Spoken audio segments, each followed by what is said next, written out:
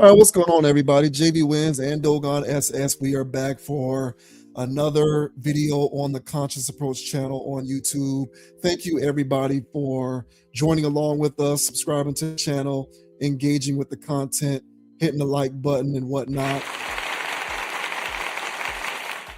As always, we are very appreciative of your digital internet patronage. We don't take it for granted because we know that being active with the channel signifies that you find value in it. And you can find value in something whether you agree with what's being said or not. I do it all the time. But I also know that I don't subscribe to nearly half of all the content that I consume. So the stuff that I do subscribe to means that I get value out of it. So it's the highest form of flattery if you subscribe to us, because it does mean that you get value out of what we do, even if you don't agree with us all the time, which of course isn't the goal. The goal, of course, isn't to agree with us all the time, because I ain't always right. Now, I'm not always wrong either, but I'm certainly not always right. A couple of housekeeping things, of course. Check us out on Amazon Music, Spotify, and Apple Podcasts. Download the podcast wherever you like to do that sort of thing, if that is your sort of thing and you're not necessarily into watching videos all the time, which is totally understandable. Just trying to be available in as many places as possible based upon people's content preferences. Also, you can check us out on the TikTok page at Con Approach, CONAPPROACH. We also upload some of our content to the TikTok page as well. So if you're active over there, search us up. Hit the follow button, and we will be a little more active in terms of engaging on TikTok and uploading over there on that side as well. Now, with that out of the way, we'll go ahead and get right into it. We have several interesting topics to kick around the campfire tonight. The first thing that we are going to get into is comments made by Meagan Good when she was on a podcast and discussed rehoming her cat after becoming married to Jonathan Majors, because the cat wasn't getting along with Jonathan Majors and the dogs. Well, the cat wasn't getting along with the dogs specifically. And so Meagan Good decided, after trying to make it work, that it just wouldn't work. And so she gave up the cat.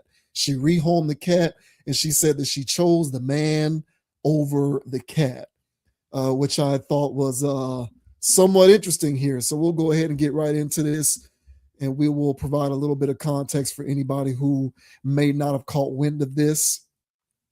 So this says, Meagan Good rehomed her cat for Jonathan Majors. I chose the man.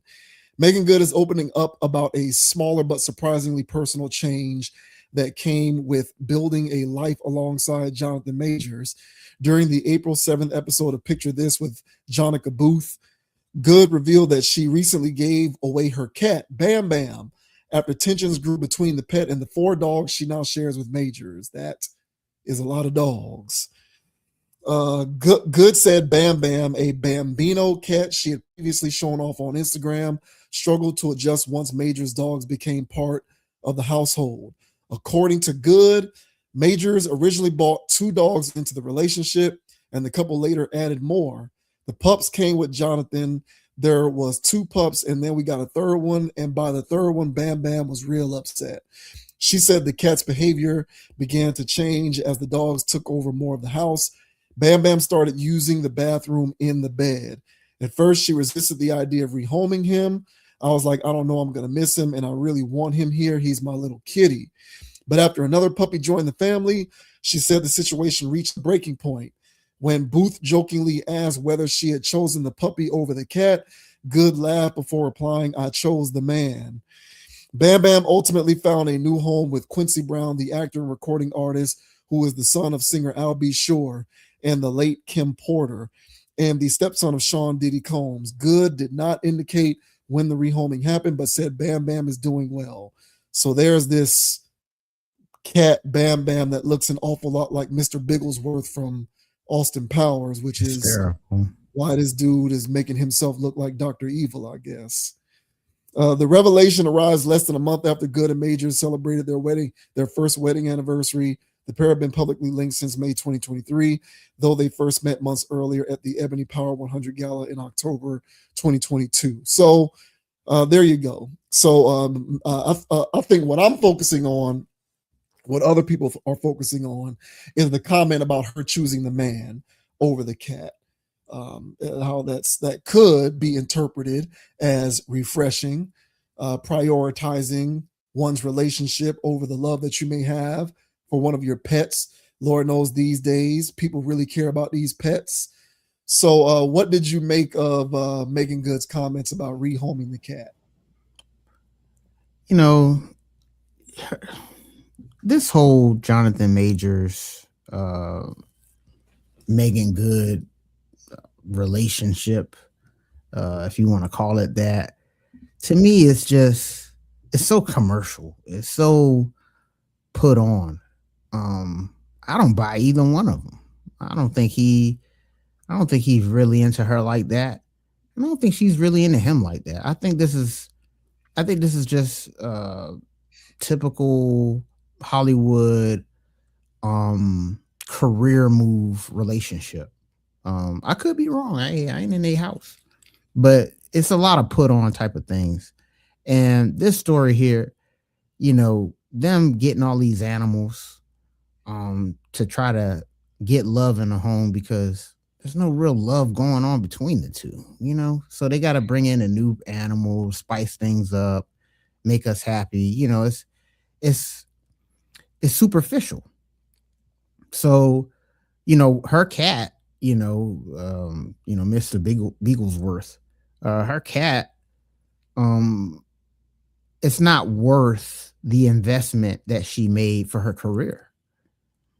And this is a nice little sound bite of a hot take type of situation where it's making it seems as though she's so in love that she chose her man over a cat.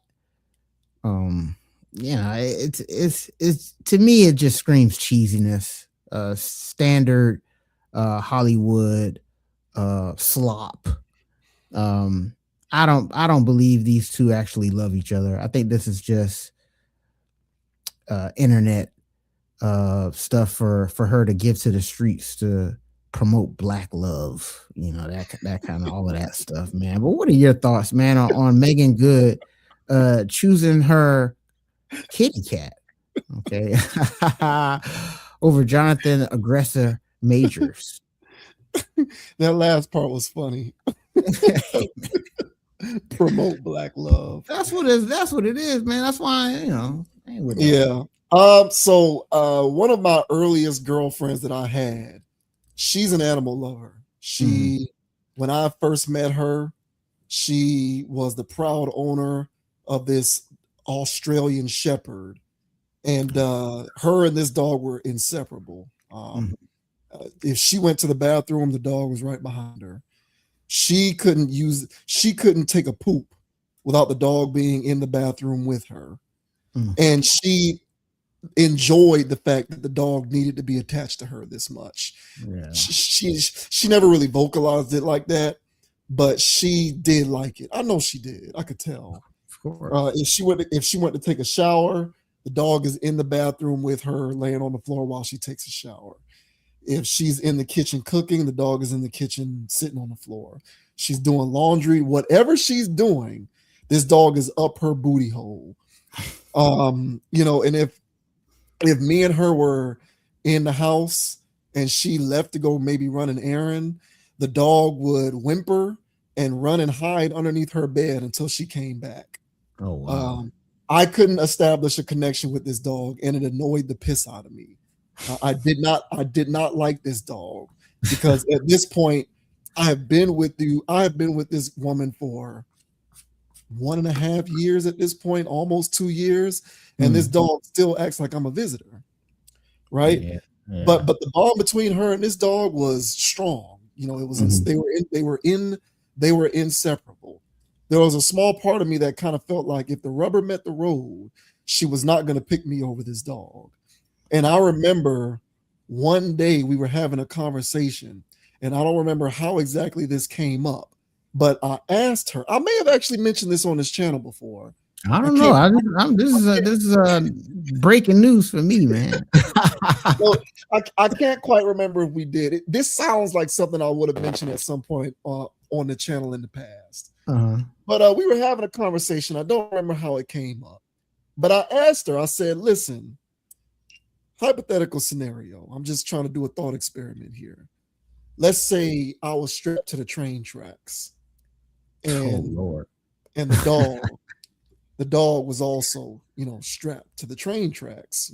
Mind you, again, me and her are official, right? Mhm. So we ain't in the situationship. We're not friends with benefits. It ain't nothing like that. Like, we official, we together, right? Mhm. And it's been a year and a half plus. I'm like, so what if I'm strapped to the train tracks and the dog is strapped to the train tracks?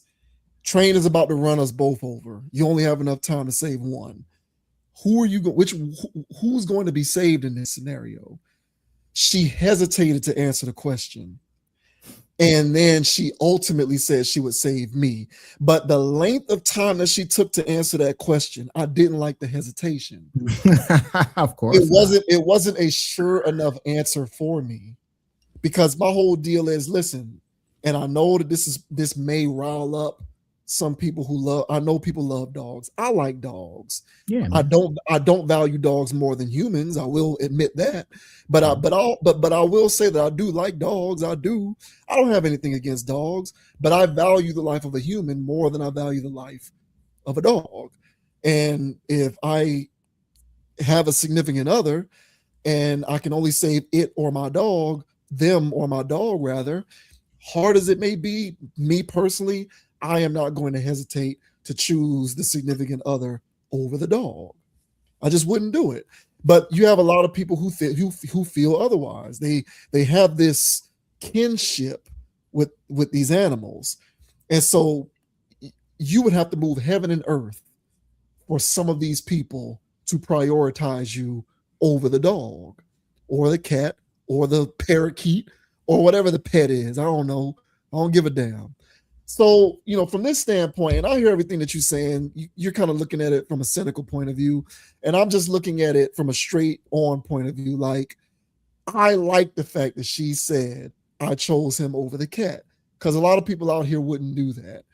And for all of this moaning and groaning that we have going on about the valuation of relationships and how to keep them strong and how to maintain them, how to make sure that we preserve the sanctity, keep them sturdy, establish that foundational trust.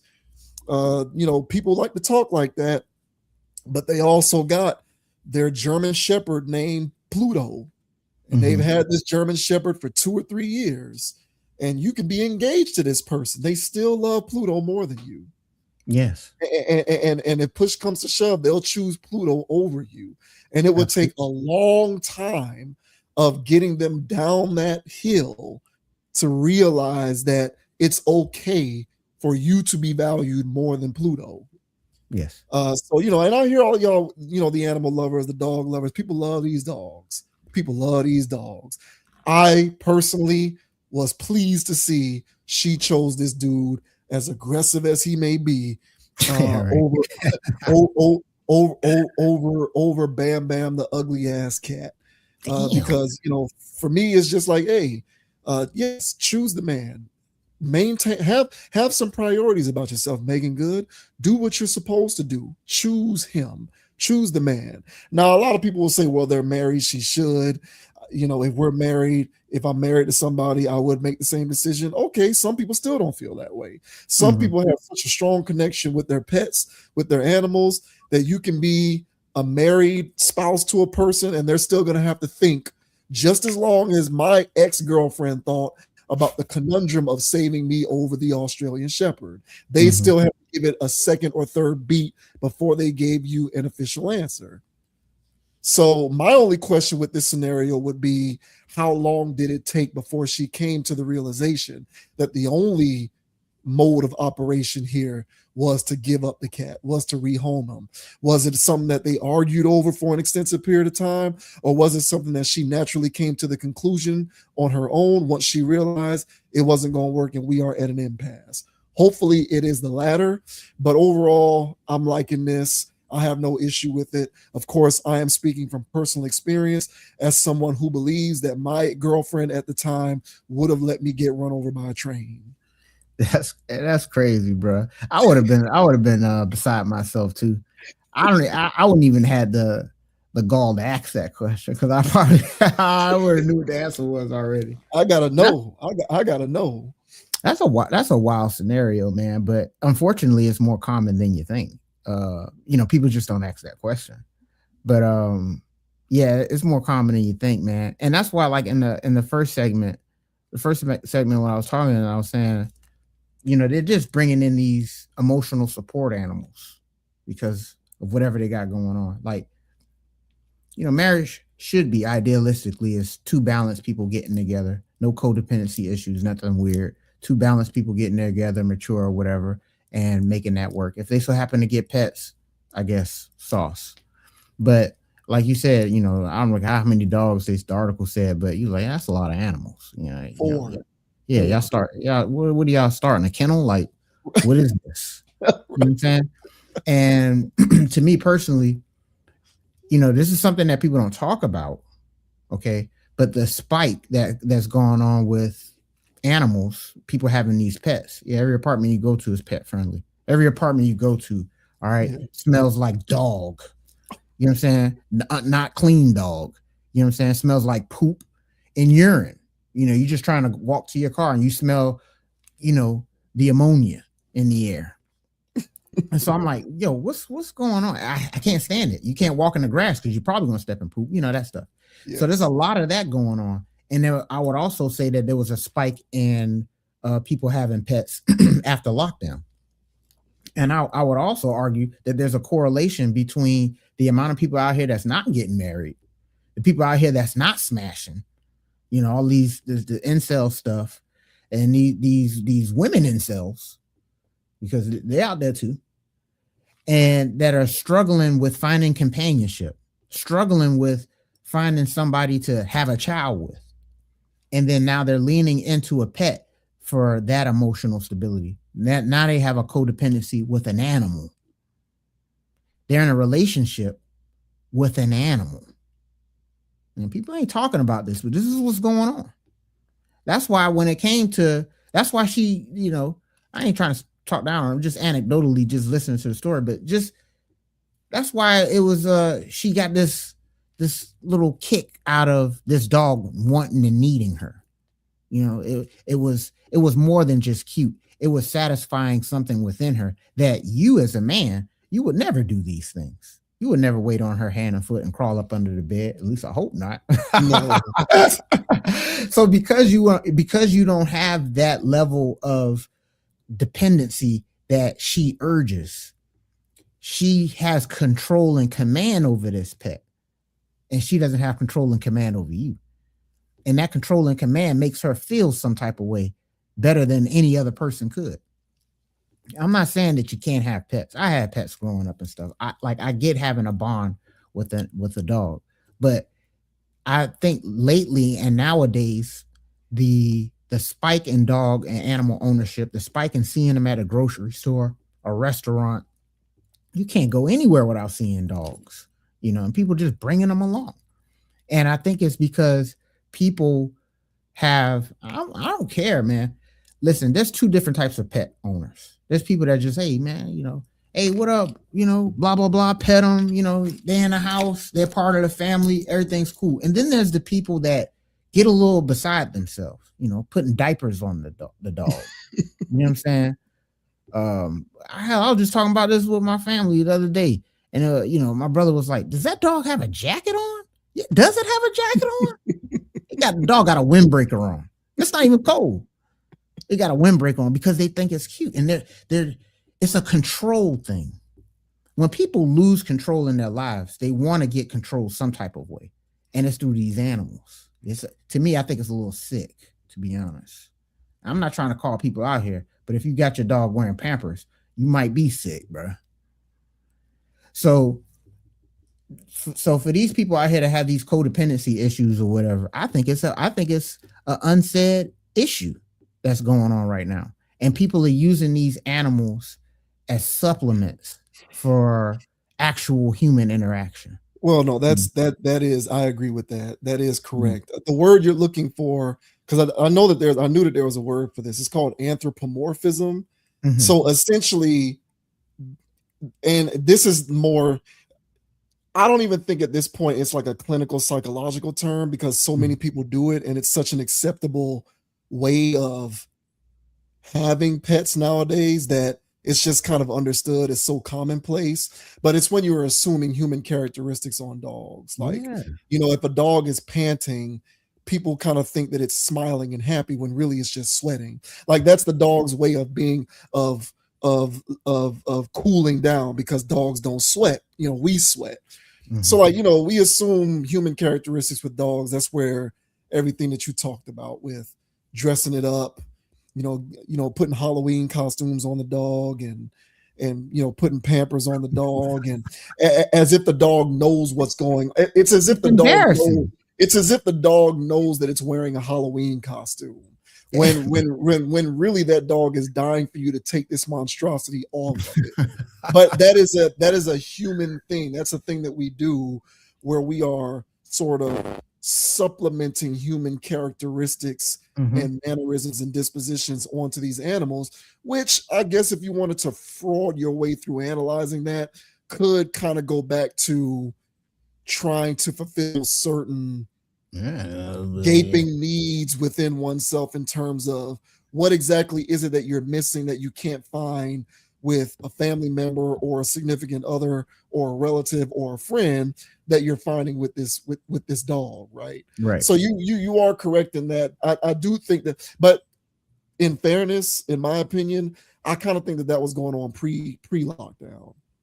Like Yeah, I yeah, kind of yeah. noticed, yeah, I kind of noticed that after lockdown, everything got ratcheted up to 10 after lockdown. I But agree. I even but pre-lockdown, I would say this was going on where there was just a rise, um, you know, exponentially in pet ownership. And I think the rise correlates with the rise in people finding different ways to cope and reconcile with social and environmental pressures, which Yes. I personally think was brought upon by the onset of social media. I mean, so I Mhm. think a lot of this predates lockdown. And like I said Mhm. before, people kind of, whenever I mention this, people kind of, you can see the wheels turn in their head because they never heard this said before. But I really do believe that there was a fundamental shift in human behavior after Instagram. I truly believe that. And I'm gonna keep beating that. I'm gonna keep banging on that drum because I fundamentally believe it. But I Mhm. think that after Instagram, when you know seeking internet gratification and seeking the gratification of others and attention currency and the valuation of that, when those things started to you know enter the cultural zeitgeist, people also needed to find ways to cope with the presence of these things. And I Mhm. think that one of those coping mechanisms was getting a dog. And so as these things rose in prominence, so did the rise in pet ownership and dogs. And I think that it's just kind of fed upon itself. And then we have what we have now, where you literally do have people who are opting purposefully to replace certain aspects of companionship, not with other people, but with animals. And I'm not trying to besmirch anybody who does it. That's just kind of my observation on it. That's kind of what it looks like. But within the context of like marriages, I kind of feel like even if you're not married to a person, if this is somebody to whom you might see yourself potentially down the road getting married to, or at least being a life partner with, or a life mate with somebody, it should be an automatic no brainer that that person takes priority over the dog. Like there shouldn't be a second thought. There shouldn't be. Yeah. But for a lot of people, it takes a second or two before they come to the real, before they make up their mind which has priority. And you'll still have people who will prioritize the animal, in this case the cat, but it could be the dog over somebody that you've been with who you purportedly love. And that to me is kind of weird, but I do think it is a thing. And so for her to pick the cat, I'm gonna go ahead and champion her picking the cat. Yeah, that's fair. And you know, um, I mean, you did I know, say pick the cat? I meant pick the man over the yeah, cat, yeah, not yeah. pick the cat. Yeah. But you know, and it's like a dog. A dog is not going to break up with you. Or You cheat on might, yeah, or you. cheat on you. You Yeah. know, or talk back to you. That's what they'll say. That's what Or I've seen that. That's what they'll say. Oh, well, my dog loves me unconditionally. They're not gonna hurt me or cheat on me or da da da da da. they're not going to hold you accountable. Yeah. They're not going to make sure you grow. They're not going to do. They don't do anything Yeah. besides stroke your ego. Right. They just happy because you the one that feed them. And so this is why I'm saying that if people take it too far, you say, I don't know where the line's at, but it's somewhere between, you know what I'm saying, hanging out with your dog and them eating food out of your mouth. It's somewhere in there. You're gone too far. They do that. I know that. I was about to say some people do that too. They do that, sitting there letting the dog eat off their plate, sitting at the table with everybody else like this is normal. Yeah. That's not normal. I don't care. I'll say that. You know what I'm saying? Come at me. You must have dogs eating out of your mouth if you don't like what I just said there. And so there's that stuff, and I think it's gone too far. I think people take it too. I don't like it. After somebody that had a dog, it was something about it that I love, bro, man. That was my dog, no pun intended. But at the same time, something about it just didn't feel right. It didn't feel like he was in his natural habitat. So it was a part of me that was like, this ain't right, man. I don't like this. But I get it though. I get it. I just think that some people take it too far. And I think people use these, and that's why they call them now emotional support animals. Because it has really gotten into that realm where people are using these dogs or animals as crutches for emotional stuff they got going on. That's why they got to bring them in the store and do all this other stuff with them and anthropomorphize them. Yeah. And all of that stuff. And so last week I told you I used to do content moderation. Part of my job of content moderation, some of the videos that came through there, some people would be shocked what people were doing with their dogs. You know what I'm saying? Putting peanut butter in strange locations just so the dog can have a snack.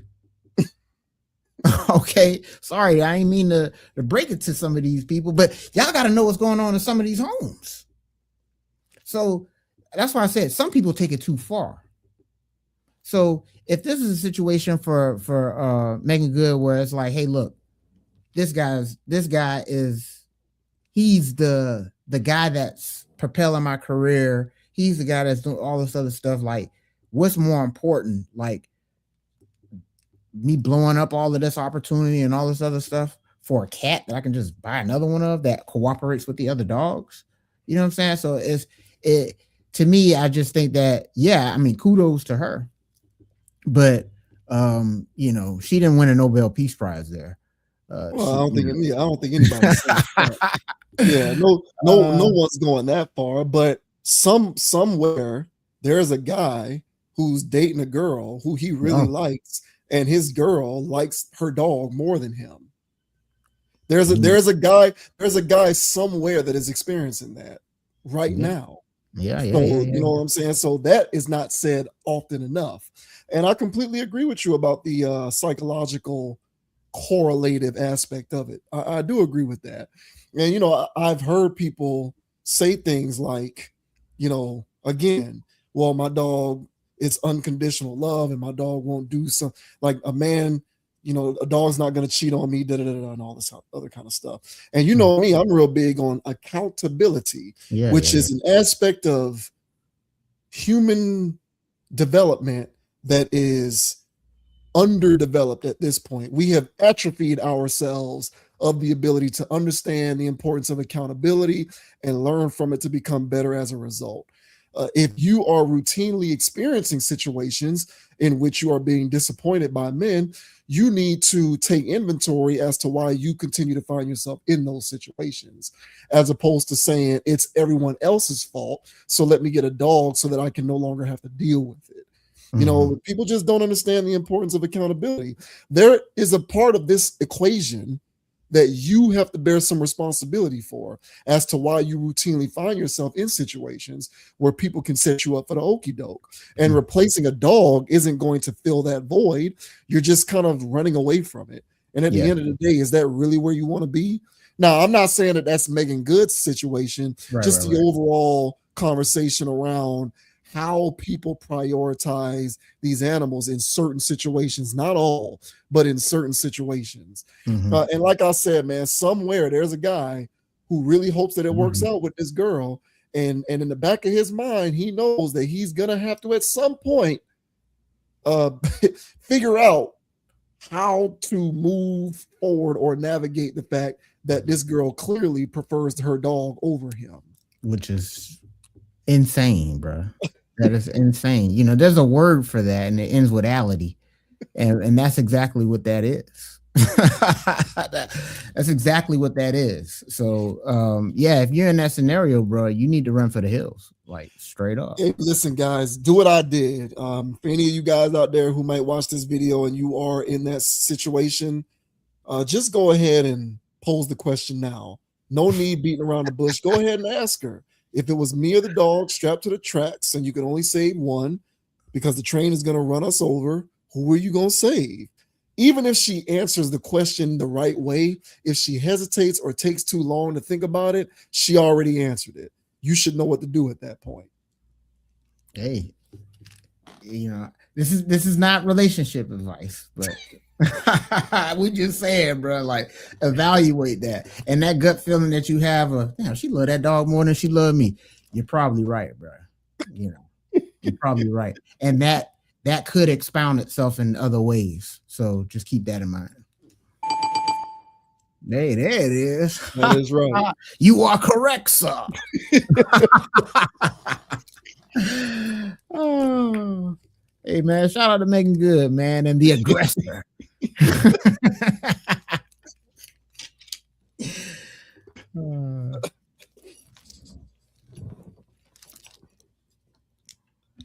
Moving right along, we have friend of the channel, DJ Akademiks, who is blaming Kendrick Lamar for the downfall of the mainstream appeal of hip-hop music. Go figure. This shouldn't come as a surprise to anybody who knows DJ Akademiks' history of being one of the premier King Dingaling Drake supporters in the new media stratosphere. So according to DJ Akademiks, it is, there's, so I don't know if anybody's been keeping up with this stuff, but it would appear as though, at least at this point, the mainstream staying power of hip hop is currently on the decline. There's less and less hip hop songs that are in those lists, all of that top 100 and top 40 or whatever these weirdo lists that people pay attention to. There's less of a presence with hip hop in a lot of those lists, and people who follow this stuff closely are starting to wonder whether we are entering some sort of period in which the staying power of hip hop is truly on the downslide. Like, are we seeing a decline, or is this just like a small blip on the radar? And so DJ Akademiks was talking about it, and he cited Kendrick as one of the reasons for hip hop's mainstream decline. Okay. So this says DJ Akademiks takes aim at Kendrick Lamar amid hip hop's mainstream decline. When Kendrick Lamar claimed victory over Drake in their 2024 rap battle, it was said that we had officially entered the dot era. Lamar went on to drop GNX at the end of 2024, and this carried him through his Super Bowl performance. He subsequently went on tour and sold out stadiums all across the globe. Unfortunately, this dot era has not resulted in widespread success for hip hop as a whole. Instead, the genre has mostly fallen off the Billboard charts. It has been 9 months since a hip hop song has reached the top 10 of the Billboard Hot 100. That song just so happens to be the Drake What Did I Miss, which was supposed to be on Iceman. The mainstream success of hip hop has started to flame out, and some believe Drake's absence is a big reason for this. DJ Akademiks is one of the commentators banging on that drum. During a stream on Wednesday night, Ack had a particularly harsh assessment of Kendrick, claiming that he is to blame for the passive experience music has become. In his rant, Akademiks makes the claim that Kendrick took the fun out of music. He also goes on to say that Kendrick came in with all that woke stuff and effed up the party. So I'm going to go ahead and play this, and hopefully we won't get flagged because we'll keep the video of this off the screen. But here is DJ Akademiks essentially saying Kendrick is partly to blame for the decline in the mainstream appeal of hip hop music. Bro, I honestly, like, yes, there's a Kendrick factor, right? Like, I think Kendrick took the fun out of music, right? This nigga just came in with a whole lot of like all that woke bullshit. Like, he's like the nigga who just like fucks up the party. Like, everybody, like, the music stops. Like, what the fuck is this nigga doing, man? He did fuck up the game. I ain't gonna lie, he fucked it up. It's not fun right now. But I will say this, chat.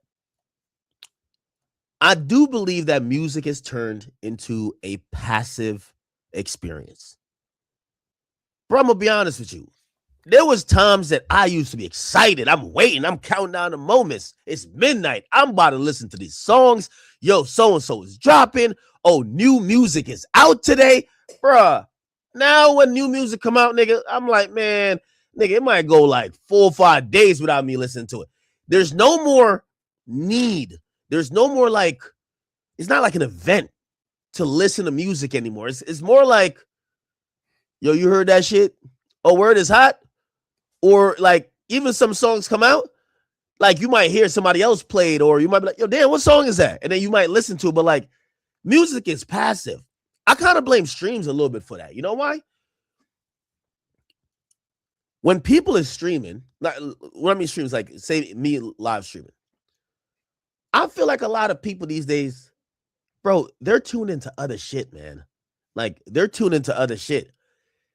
So music is something in the background more than it's the main event these days. And musicians have even turned into the like background folks, where it's like, okay, say you're watching, obviously Kai don't really stream like that no more, but like say you're watching anybody and you see a rapper, it's like the rapper is just kind of there.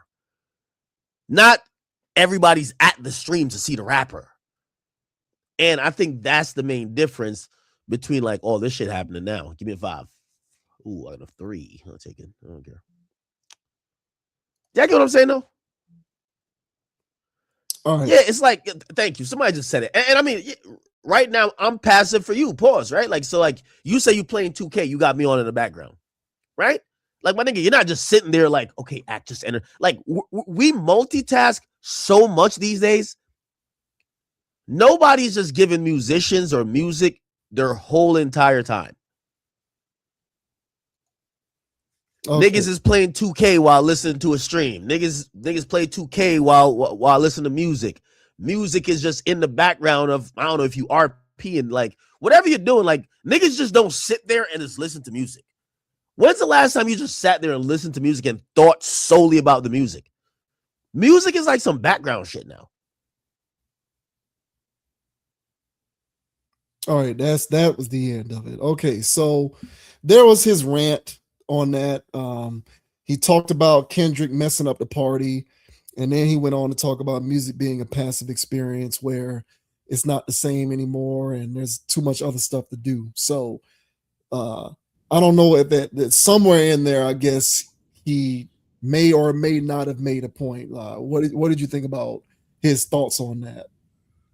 Well, I would ask him first, like, so which one is it? Is it Kendrick messing up the party, or it's a passive experience? Yeah, I guess he could say it's both, but the passive experience thing sounds like more of the culprit than whatever Kendrick did, because before Kendrick came in with the woke stuff and messed up the party, as he said, people was already not paying attention. People was already living passively with the music.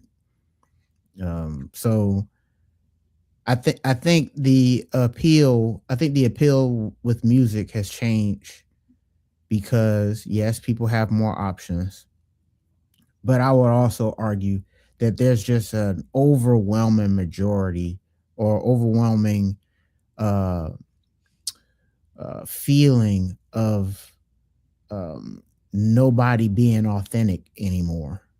Everything feels like an industry plant. Everything feels like a put on. They may not call the person an industry plant. They might not call the person a put on, but there's just something fake about it. Whatever the hell it's such a rollout. It's so, uh, dressed up. It just don't feel right. So the artist that had the young people going crazy right now, and still do to a degree, is Playboy Carti, because of how his marketing is done, where he's out the way, he ain't doing interviews. He has this mysterious look and all this other stuff to keep that mystique alive and all of that stuff. And the fans love him. And I would argue it's because of his whole entire whatever he's got going on, but when things are so polished and everything's so rolled out and this and that, and they're constantly doing this, they're constantly over here, constantly over there, you're hearing every deep dark thought they've ever had, it kind of ruins that song that you like so much. They're explaining who wrote it and they're doing this and that, and so the mystique in music has also gone away, on top of the fact that people got a lot more things to do. But when you got an album back in the day, man, you didn't know anything about these artists unless it was in the source, but there was no interviews. There wasn't constant. There was no social media posts. It was a mystique around these people that made them more intriguing than they actually are. And now that everything is so publicly available and all this other stuff, on top of the fact that everything is so mechanical, there's that lack of authenticity that I feel as though people genuinely feel from a listening experience. But you can't tell me that Kendrick ruined the party when he had the whole world going crazy when the album dropped. So that was the last time I felt that same type of feeling of, oh, that person's listening to Kendrick while they're driving down the street. You know what I'm saying? Oh, that person's listening to Kendrick. Like it was like it kind of had that feeling of 2008, 2009 of, everybody playing Jeezy or playing this. And, it's kind of that, because that feeling is gone. So all in all, I wouldn't blame Kendrick for this. Of course, as you mentioned, Akademiks is a Drake influencer. So anything hip hop related, it's Kendrick's fault.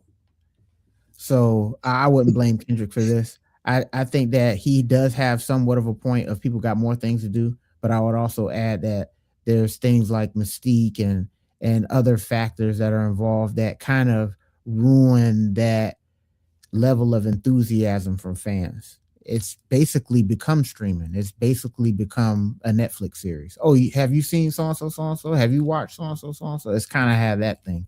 And so, it is what it is, man, but I wouldn't blame Kendrick for that. Mm-hmm. But what are your thoughts, man, on DJ Akademiks going on a rant saying that, hey, Kendrick Lamar ruined the party with all his woke raps? What are your thoughts, bro? Yeah, I think the Kendrick part of it is purely Drake motivated, because I think any rational person who takes a step back would say it's the opposite, that people like Kendrick are the only people who are actually keeping it alive. So it's not Kendrick messing up the party with his woke stuff. Kendrick's the only person, when he comes out, people's ears perk up and they pay attention and it becomes an event.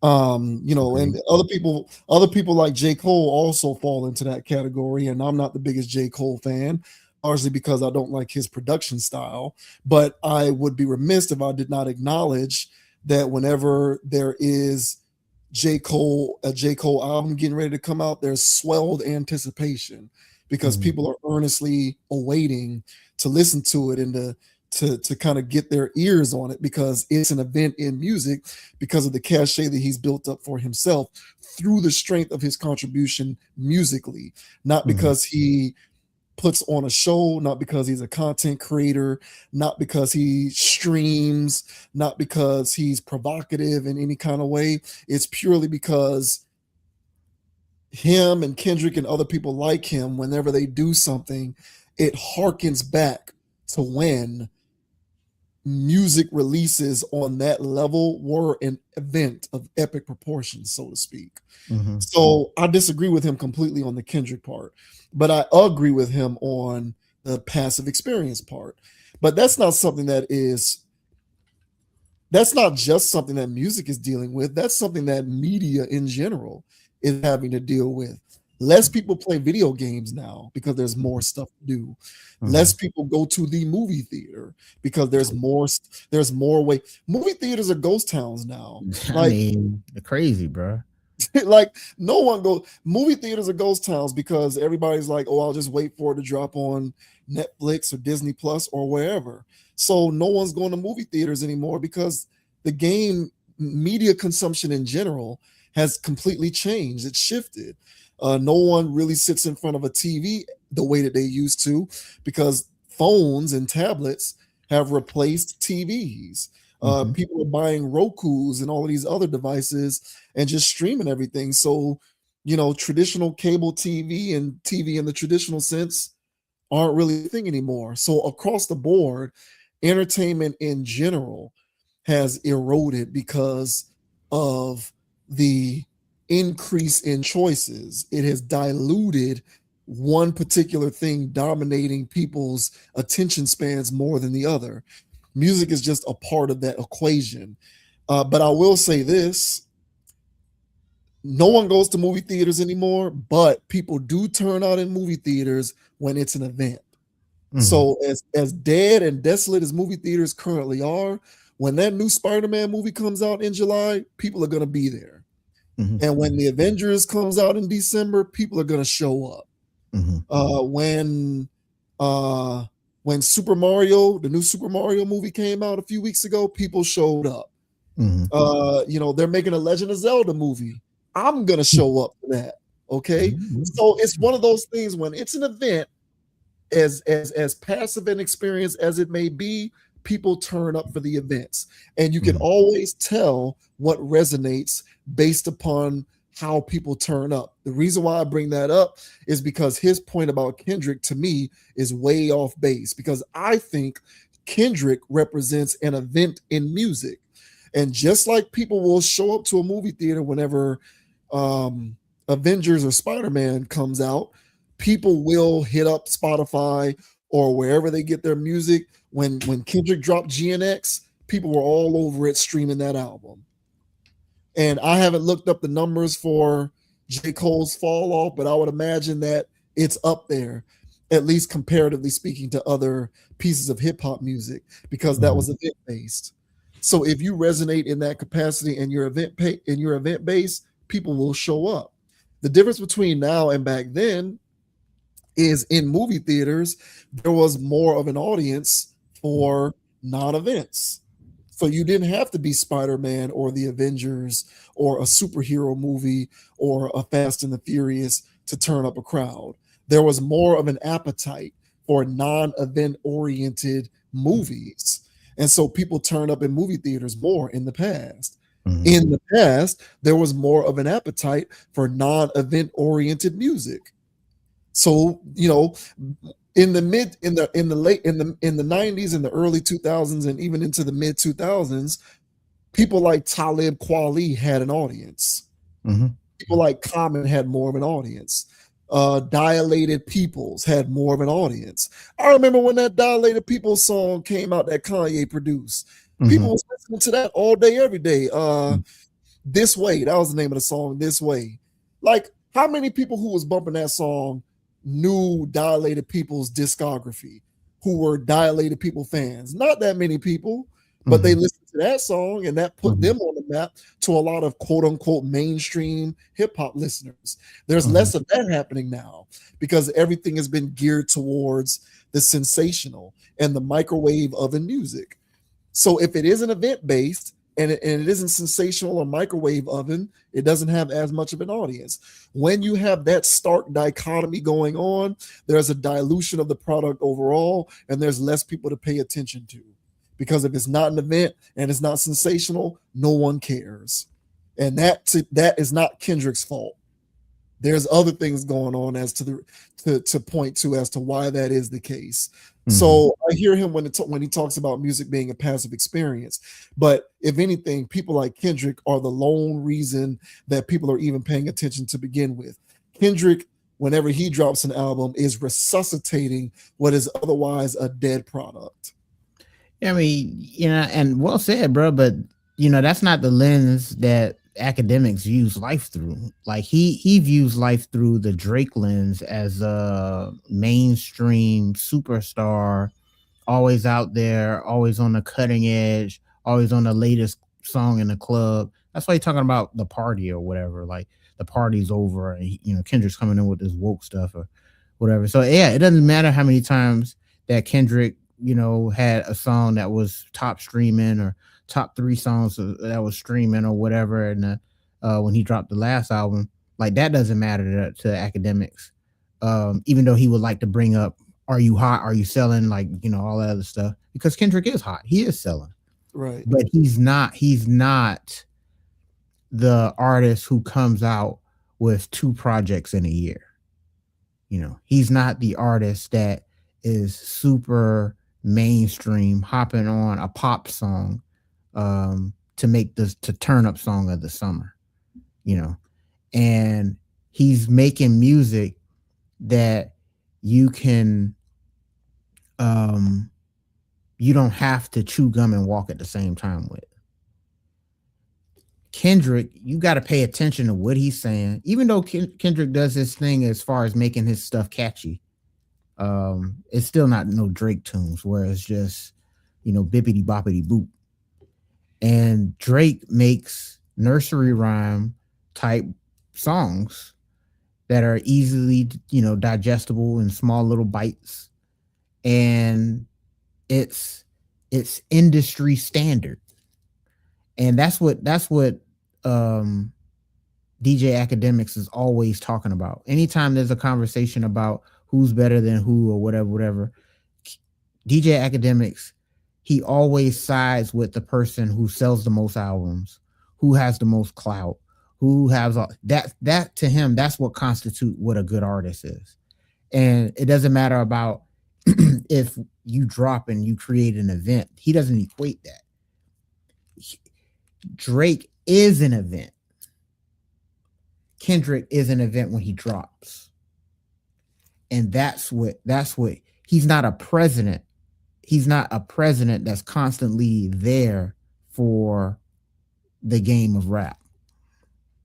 Kendrick, that is. He's not always there because he's gone again. He has the mystique thing going on too, So Kendrick could just disappear.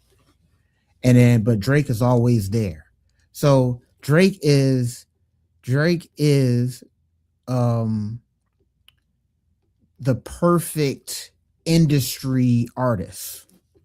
I mean, that's why he would be, always have one of the top songs every year or whatever, because he played the game so well. And that's what he's into. That's what DJ Akademiks is into. So that's why he said, Kendrick ruined the party.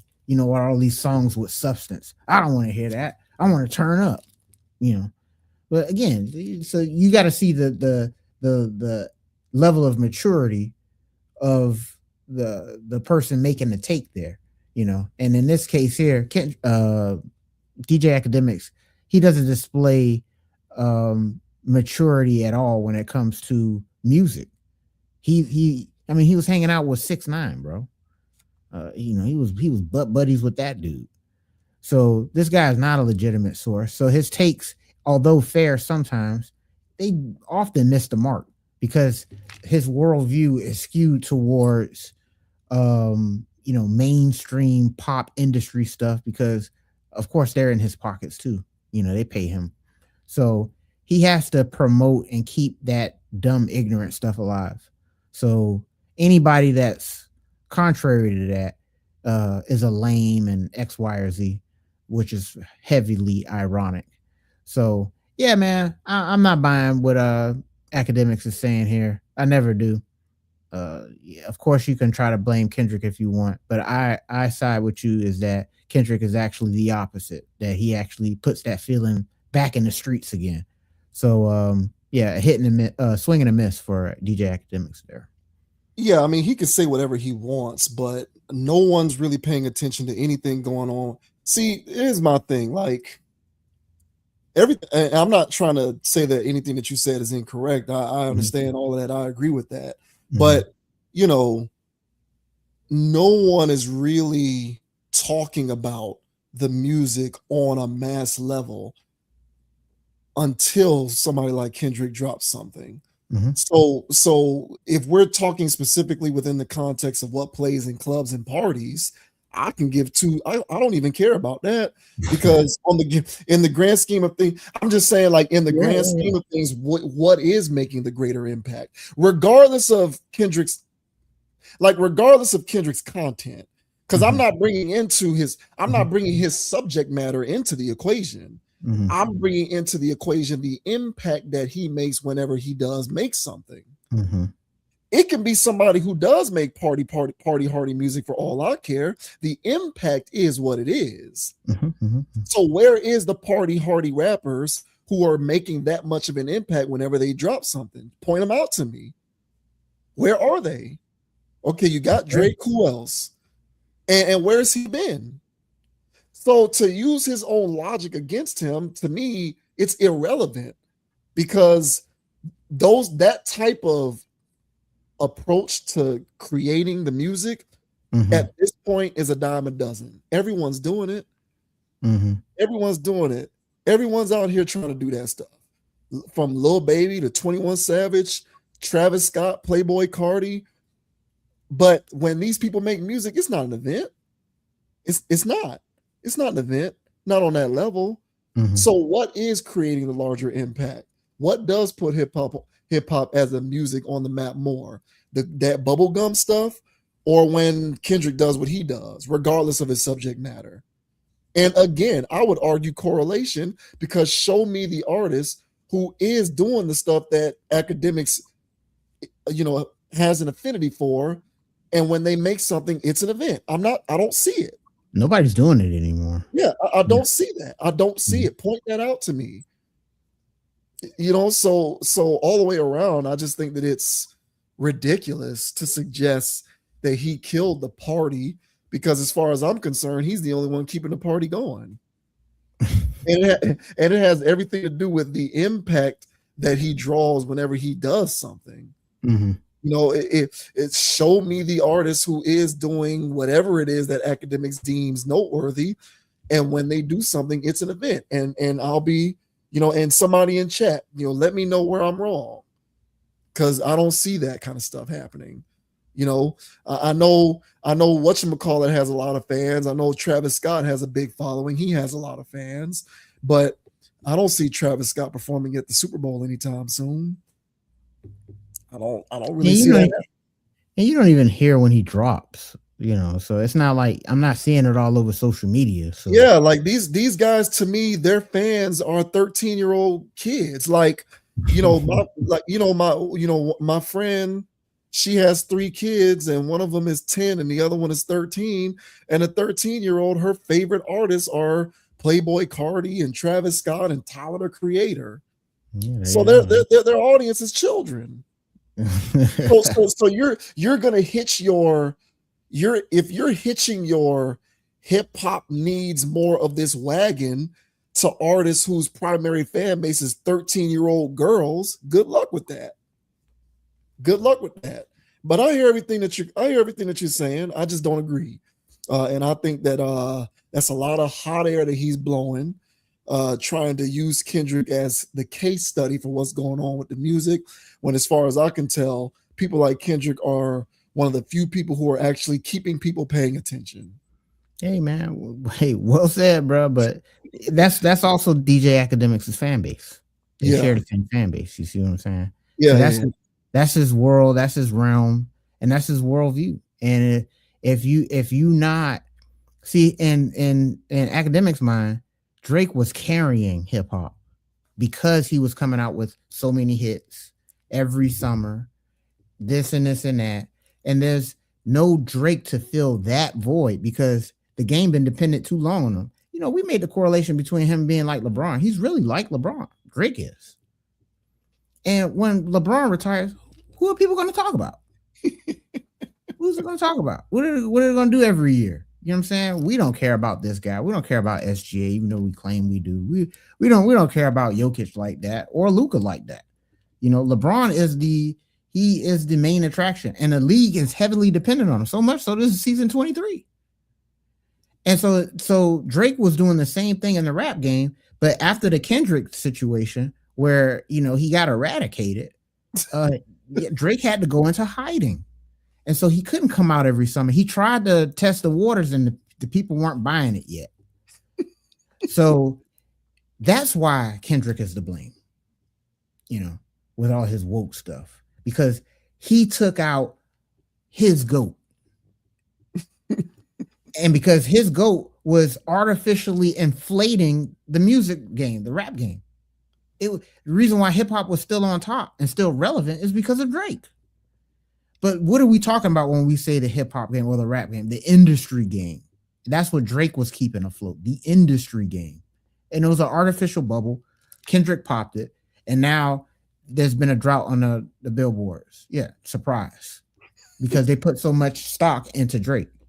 So I hear what you're saying. I hear what he's saying. But yeah, you know, that's why I say he's displayed on too many occasions how immature he is, DJ Akademiks, that is, for me to take whatever he says seriously. And of course, this is no different. So yeah, you know, his GOAT can stay in retirement, man. These have been great summers, if you ask me.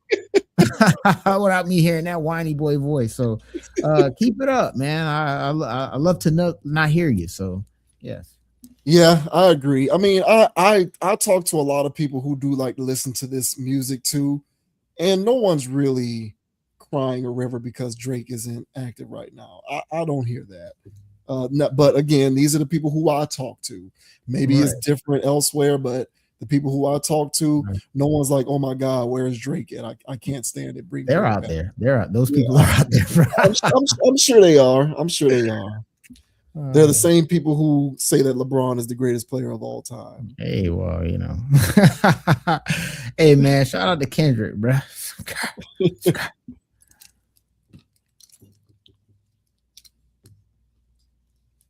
Moving right along, the Afroman, who in the wake of his victory against police who were trying to accuse him of or rather he was trying to say that his name was being dragged through the mud in court. He's purchased a 145-acre lot that he wants to use for people in the community who want to feel who want to come to a place in which they feel welcome. And the caveat of this 145-acre community is the N-word is banned. So this micronation of Mr. Afroman's that he envisions once this comes to fruition is going to be a community in which the N-word is banned. You can't use the word, and people who don't want to be referred to as that term can come freely and feel welcome and do as they please, I suppose. So this says Afroman wants to build Micronation on newly purchased 195-acre property that bans use of N-word. Afroman has made it known that he wants to build a micronation on a large plot of land he recently purchased. In a recent interview with Andrew Callaghan, the rapper brought up his new property and what he envisions doing with it. I bought 195 acres. I want a real hood. I want a real country that I control, like my land is my country. I'm the judge. I'm the president. I'm the army. I'm the police. Callaghan suggested that the self-proclaimed independent nation, known as a micronation, would accomplish these goals, bringing up the Republic of Molossia, which was founded in 1977, initially under the name of Grand Republic of Volstein. President Grand Admiral Colonel Dr. Kevin Both has been the leader of this micronation in Nevada for nearly 3 decades. When asked what rule he would implement for his own micronation, Afroman immediately said he would prohibit the use of the N-word.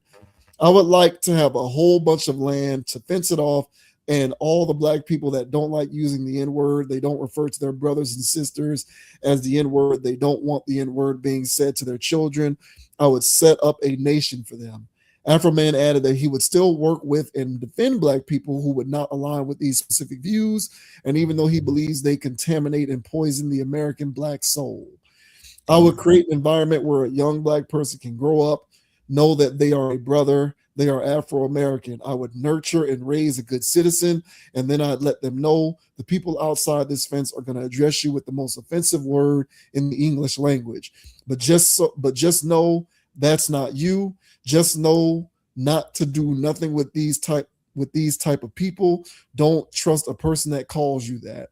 The American flag outfit Afroman was wearing in his interview is the same one he wore in court last month when a jury sided with him in the defamation and invasion of privacy lawsuit filed by sheriff's deputies following their 2022 raid of his home. So what do you think about Afroman and his micronation in which the N-word is going to be banned from use? I like it, man. That's it sounds like a lifelong dream of his. Not so much the N-word thing, but him having his own reservation, if you will. I assume off the grid, not technically off the grid, but away from nonsense. And yeah, man, it's kind of like you own an apartment complex or a club, and you don't want the Negroes around. So you just create different rules that repel them naturally. No tall tees, no ball caps, no tennis shoes, just make these rules, and the Negroes are gonna go, I'm not going there. If I can't wear my tall tee, ball cap, and tennis shoes, I'm not going. They'll hang out in the parking lot, but they damn sure not coming inside. So that's a good little way for him to keep people out, because there is a correlation between people that use that term emphatically and shenanigans. Now, I'm not saying that everybody that uses it emphatically is up to shenanigans, but what I'm saying is people that are up to shenanigans been using that word emphatically. All right, so it kind of goes hand in hand. So if somebody chooses not to use that word and they choose to do other things, that means they're choosing to take another channel. That means they're making a decision. That means they're thinking. They're not just being automated and they're reactionary people. You don't want people coming to your plot of land and turning it up the wrong way. So this is Afroman we're talking about here. So the buzz on deck. You know what I'm saying? So it's not that he's anti-black. He's anti shenanigans, I would say. And I think that he's seen a correlation throughout his lifetime, which he's entitled to, that people that use that word too much or whatever with shenanigans. And so I'm pretty sure this has been going on in his mind for a long time. Hey, man, if I ever got my own little whatever, that's going to be one of my rules. That's going to be one of my top rules. Yeah, I can't be around here using that word. And that's interesting. I never heard anybody say that, but he was basically saying you shouldn't trust nobody that calls you that. And I never really thought about it that way, but him putting it that way is kind of like, very interesting. I would have to calculate that in my brain. I never really felt comfortable when other people called me that per se, but I also wasn't like grossly offended either. I was like, okay, bro, but you ain't got to call me that, you know what I'm saying? So very interesting take there, but I don't blame him. Would I have the same rule if I had my own plot of land? No, I'll just do other stuff, like credit scores and other things. Just redline the Negroes out instead of that. But what are your thoughts, man, on Afroman having his own acreage and instituting a rule in the law? You can't use the N-word. What are your thoughts, bro? I don't know, man. It's a lot of people with 700. It's a lot of black people. It's a lot of black people with 700 credit scores that talk like that. So yeah, I'll find other ways. Trust me, bro. Yeah, I mean, I'm fine with that. As somebody who himself has ceased using the word, I'm cool with it. And I've always made it clear. Personally, I don't take issue with others who use it because I see it for what it is. But to eliminate myself from contributing to what is clearly a lot of confusion around the use of the word, I have made the personal decision to stop using it. So I don't like using it. I no longer use it myself. And I kind of cringe nowadays when I do hear other people use it. Like we just played, we just talked about DJ Akademiks and the word was all over the place, flying all over the place. And I just cringe now whenever I hear it. I don't know if that's the 40-year-old in me who I just have developed more callous towards a resistance towards stuff like that. Who knows? But I don't like the word personally. I've grown to not be too much of a fan of it. I've eliminated it from my own personal vocabulary. Having said that, I'm fine with this, of course, but I don't want it to be the plot. I don't want it to be the entire plot. Because honestly, if you gave me a choice, like if you put a gun to my head and said, all right, JV Wins, you have a choice. We can eliminate all black people from using the word, or we can continue to allow black people to use the word, but we'll give black people the pathway to securing generational wealth. Which one are you going to pick? I'm going to pick the option where they keep using the word, but they secure the pathway for generational wealth. That's my own personal take on that. So as much as I am opposed to the way that word is used nowadays, what I'm more opposed to is our community continuing to be on the wrong end of the generational wealth divide. So even though I feel where Afroman is coming from, I don't want the greater plot, in my opinion, to be lost in lieu of him creating a society where no one's using the N-word. Because I would prefer for black people to be able to set up their own businesses in his Micronation, where they can start actually owning stuff and paying mortgages and accruing equity on homes that they own, on lands that they own.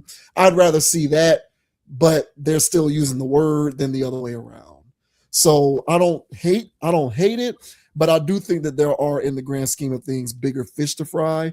And I would just hope that, in lieu of his desire for black people to not be using the word, that it doesn't get lost in the greater plot. Point well taken, bro. And I think that, like you said, it's the 40-year-old in you. Like, I don't know how old Afroman is, but he's just he reached that other level, bro. Well, he just don't even want to hear it. Like, he don't even want to cringe off it. Like, he doesn't want it near him. Yeah. And I think he's just reached that threshold, and he just want to chill, man. And for whatever reason, he associated people using that word with him not being able to chill. Yeah. And so I can't be mad. I'm not saying you're mad, but I can't be mad at that. Yeah, of course not. Especially if you the one pay for the land. Yeah, it's going to be difficult trying to enforce that. Can I listen to music that has it in it? Can I watch a movie that has it in it? Or I can't be walking around calling people that. Like, how does this work? Law enforcement stuff. Yeah, that's another thing. I'm not going to anywhere, any compound. Or some man said that he's the judge. I didn't like that. Yeah, I'm the police. I didn't like that. Yeah, not Judge Dredd, but Judge Afro. And so I don't need that, man. But I hear his point though, because I've had visions of having my own plots of land where people can farm, do their thing, and it's a large, chilling environment. I also though know how it is to have everybody relaxes their own kind of way. they do their own kind of thing, their own kind of way. So I'm also not trying to impede on people's free will like that per se, to the point where they can't even use a word. I think that's a little, I think that's much. But again, I get where he's coming from, and he wanted to afford the land and pay for it and all that stuff, so he can do whatever the hell he wants. You But can. Yeah. yeah, but me, I was joking, of course. And you gotta tell people I was joking about the credit scores and redlining people out of course. Like that's a joke, people. But yeah, like I would really have to think about it, like what won't I stand for? What won't I stand for if I had my own, domain? Yeah. Yeah, I never thought about that. Would I let people use that word? I mean, I would, but would I feel some type of way about people using that word in my area? Like, it may be. So I know one thing. I would definitely be. I'm more on board with you when it comes to securing generational wealth and putting these people in the right position as people overall. Because if there is some type of correlation between that ascension and the lack of using that word, then them having access to that ascension will Well, naturally make them naturally, not use the word. yes. So yeah, so if that's what's going on, then sauce, man. But trying to just reinforce something like that, and hey, I heard you last week, and like that's weird, man. But hey, man, shout out to Afroman, just making a resurgence in 2026, man. I haven't heard his name in so long, and until this court case, man. So shout out to him and congrats for getting that kind of land, man. That's no small feat there. Yeah, for sure. And that's a great point. I was actually going to say that, like, when you focus on the more intentional goal, you might naturally over time get the result of the elimination of that word from people's vocabulary. But I completely get it. Like I said before, at this point in my life, I feel some type of way about it. I do, if I'm being honest. I think the word is kind of goofy. I think it's weird the way we basically use the word. The word has essentially become a facsimile for man I know. Like it's not even really, it's just people use the word to say, hey, that guy over there, but instead of saying that guy, they say that N word. Kind of like the way the word in a lot of contexts is the word bitch has been used as just a shoe in for woman. Like it's just basically become a synonym. The way that people use it, like the context in which it's used oftentimes is just synonym for woman, especially if you're listening to this goofy music. So like, a lot of this stuff is just, for me, it's just become cringe. I'm not too much of a fan of it. I always felt a bit weird, even when I was younger, using it. There was like I would feel like there was an aspect of buyer's remorse that I would feel whenever I would talk like that.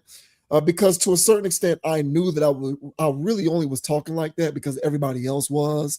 Mm-hmm. It wasn't because I just had a natural inkling for talking like this. So once I got older and more comfortable in my own skin and kind of realized, I think the way that this word is used is stupid, I just stopped using it. So I'm personally averse to the word myself. So I don't, disagree with how he feels about it either. I'm not too far away from that myself. But at the end of the day, I do think that there's a grander plot. And so, in my opinion, if it were me and it was my micronation, I'd focus on the larger issue. I'd be like, y'all need to, buy parcels of some of this stuff so that you can start earning equity on this land, set up some businesses, and then you start employing people and making money and do what you got to do. And that to me is the more important thing over whether somebody's using a word or not, even though I can acknowledge I don't like the word either. Yeah, well said, man. Last thing I'll say is, because my professors in college hated it, of course. And, I was still torn and I was still using it. I didn't really care. I use it a lot less now. I'll be lying if I say I don't use it. But what really, it was one day and I'm sitting there just having a conversation, just, chopping it up, as the streets say. And, it really dawned on me whenever, like you were saying, like I was using the N word to refer to men. And then whenever it came to women, they were woes. Like I would just call them. It was, it was no women. There was no, and I was like, I don't think this is a language that shows respect to people. And then I noticed that I didn't use it around older people. I didn't use it around elders that I felt like, I'm respecting where they at. And so I wouldn't disrespect the room by using that word. You know what I'm saying? So it was like, look, if you're associating the lack of using that word with respect, then you using that around people your age and younger and stuff like that. Are you respecting them? And it was literally just like 2 days ago. It was an older man, bus driver guy. I'm walking back to my car. He's, getting in his bus or whatever, and he's driving off. And I gave him all right, brother. Because he was an elder. And because there was this thing on TikTok of whether you nod up or nod down. I was like, they're interchangeable, bro. I'll do that to anybody. But then at that point, I caught myself and I said, no, when I'm around older people, I give them the, all right, brother. Yeah. Yes, sir. I don't say, yes, sir. All right. What's up? What's up, old man? Like, that's not, I do that to younger people. And I said, you know what? I'm not going to sit there and nod my head up when I see a person my age or younger or whatever, with this whole thing of, I'm going to show them the same respect that I show an elder person, and it's like, if you have things that you subconsciously do around people you respect, then you should want to do that to around other people that you claim you respect. And if these are the people, a group of people that you come from and you claim you respect them, then carry yourself the way that you carry yourself around people you respect. And I think that keeping that universal thing instead of code switching whenever you're around, whatever people and feel like you gotta, get into that. Nah, man, just get into respecting people. So, I had to take a self-diagnostic on myself and, just evaluate how I do that, man. So, like I said, I still use it because I still be singing these songs, bro.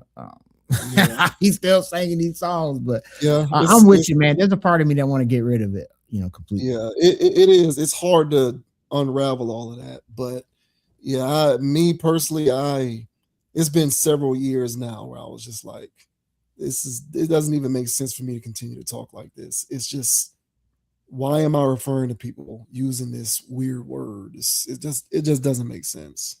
Yeah, man. Hey, so shouts out to Afroman. Shouts out to Afroman. First time on the channel. Probably won't be the last, but shouts out to Afroman.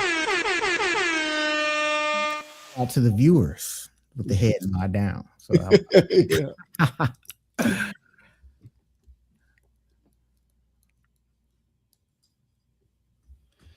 Man, now we got this crazy situation involving this dude, Trump, who, I don't even know what you can call it controversy if you want. I'm not exactly sure. But, Trump posted to his own social media channels what is clearly, an image invoking religious context. And then he took it down after the fury of backlash came his way. And then he said, well, it wasn't really supposed to be me depicting myself as Jesus or any other religious deity. I was really just trying to show that I am a doctor healing people. And anybody trying to suggest that wasn't the case is, of course, engaging in fake news, and y'all should not be listened to. So he put it down, but it don't take long for something to be up before it goes viral, of course, before he took it down. So Trump deletes Truth social image depicting him as Jesus. It was me as a doctor. President Donald Trump on Monday morning deleted a Truth social post with an image showing himself appearing like Jesus Christ after it was met with backlash. I did post it and I thought it was me as a doctor and had to do with Red Cross as a Red Cross worker there, which we support. Trump told reporters at the White House, denying claims he was meant to appear as Jesus. Only the fake news could come up with that one. It's supposed to be me as a doctor making people better, and I do make people better. I make people a lot better. Trump on Sunday night posted the image, which appears to have been generated with AI, after he lambasted Pope Leo the 14th for criticizing U.S. military actions against Iran and Venezuela. The image depicted Trump wearing a white robe, laying his right hand on a man who appeared sick or dying, with a bright light emanating from the president's left hand and the American flag, eagles, and military planes flying behind him. The White House did not immediately respond to CNBC when asked for comment about the post being deleted. So, yeah, he claims that it was about him being a doctor and healing people. So that's the thing there. So he's calling it fake news. Anybody who's suggesting that he was trying to equate himself to Jesus, but he did take it down anyway, whatever that's worth. Mm-hmm. So, what do you make of this situation with Orange Man? Yeah, and his Jesus moniker. Yeah, this is the same playbook from the Michelle Obama monkey thing, and him being surprised, like, hey, I didn't know, and so it's the same level of gaslighting the public. So he'll do something, it's egregious, the people get pissed off, and then he'll gaslight everybody.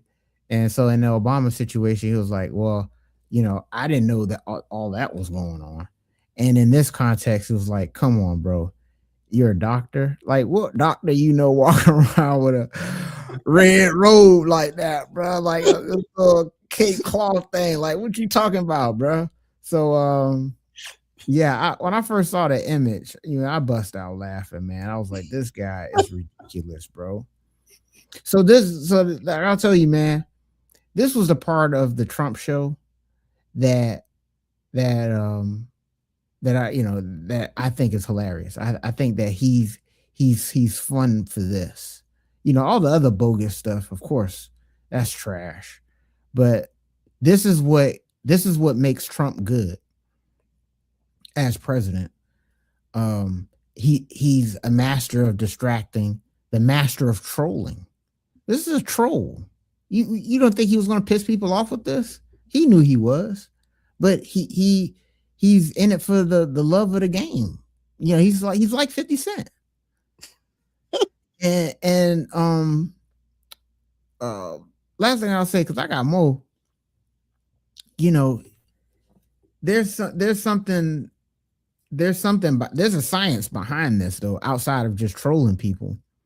Whenever you see images like of a president or something, and it's like the official photograph of a president, they're behind a blue wall which symbolizes authority. They're looking up in the sky with this stern face. There's a light emanating behind them, which has all of these subtle ways of telling the subconscious mind that they are an authority figure you can trust, they're noble, and all of these things. Like, that's how they set up and take their pictures, and for the authorized ones. And so they do that on purpose because it's a psychology behind showing the masses of people a photo. And so for this one here, this one's no different. It has the same, it serves the same purpose of showing Trump as a savior figure. Whether you believe it or not, he needs to put in his camp, I feel as though, need to put this into the algorithm of life, so people can see this image of him and go, well, he ain't that bad, because there's a natural association with people with anybody wearing a white, all white with a red robe like this, So, as I said, the angels in the background and all that stuff. So the subconscious mind automatically does the association. And one thing that the subconscious mind does is it's stronger than your conscious mind. So this, to me, was a strategic thing, not to just troll America or the world. It was to subconsciously bump Trump's social credit score in somebody's brain.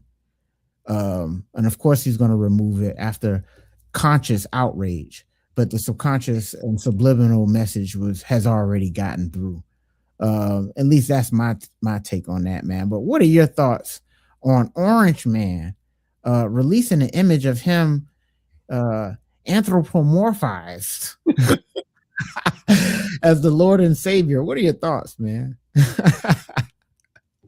He's not gaslighting everybody. He's only gaslighting the people who did believe that he was blaspheming. But there are a lot of people who drink the Kool-Aid who don't believe that he was blaspheming, and they do think that he was trying to depict himself as some kind of a healer. And they do believe that any assertions to the contrary are an attack against him.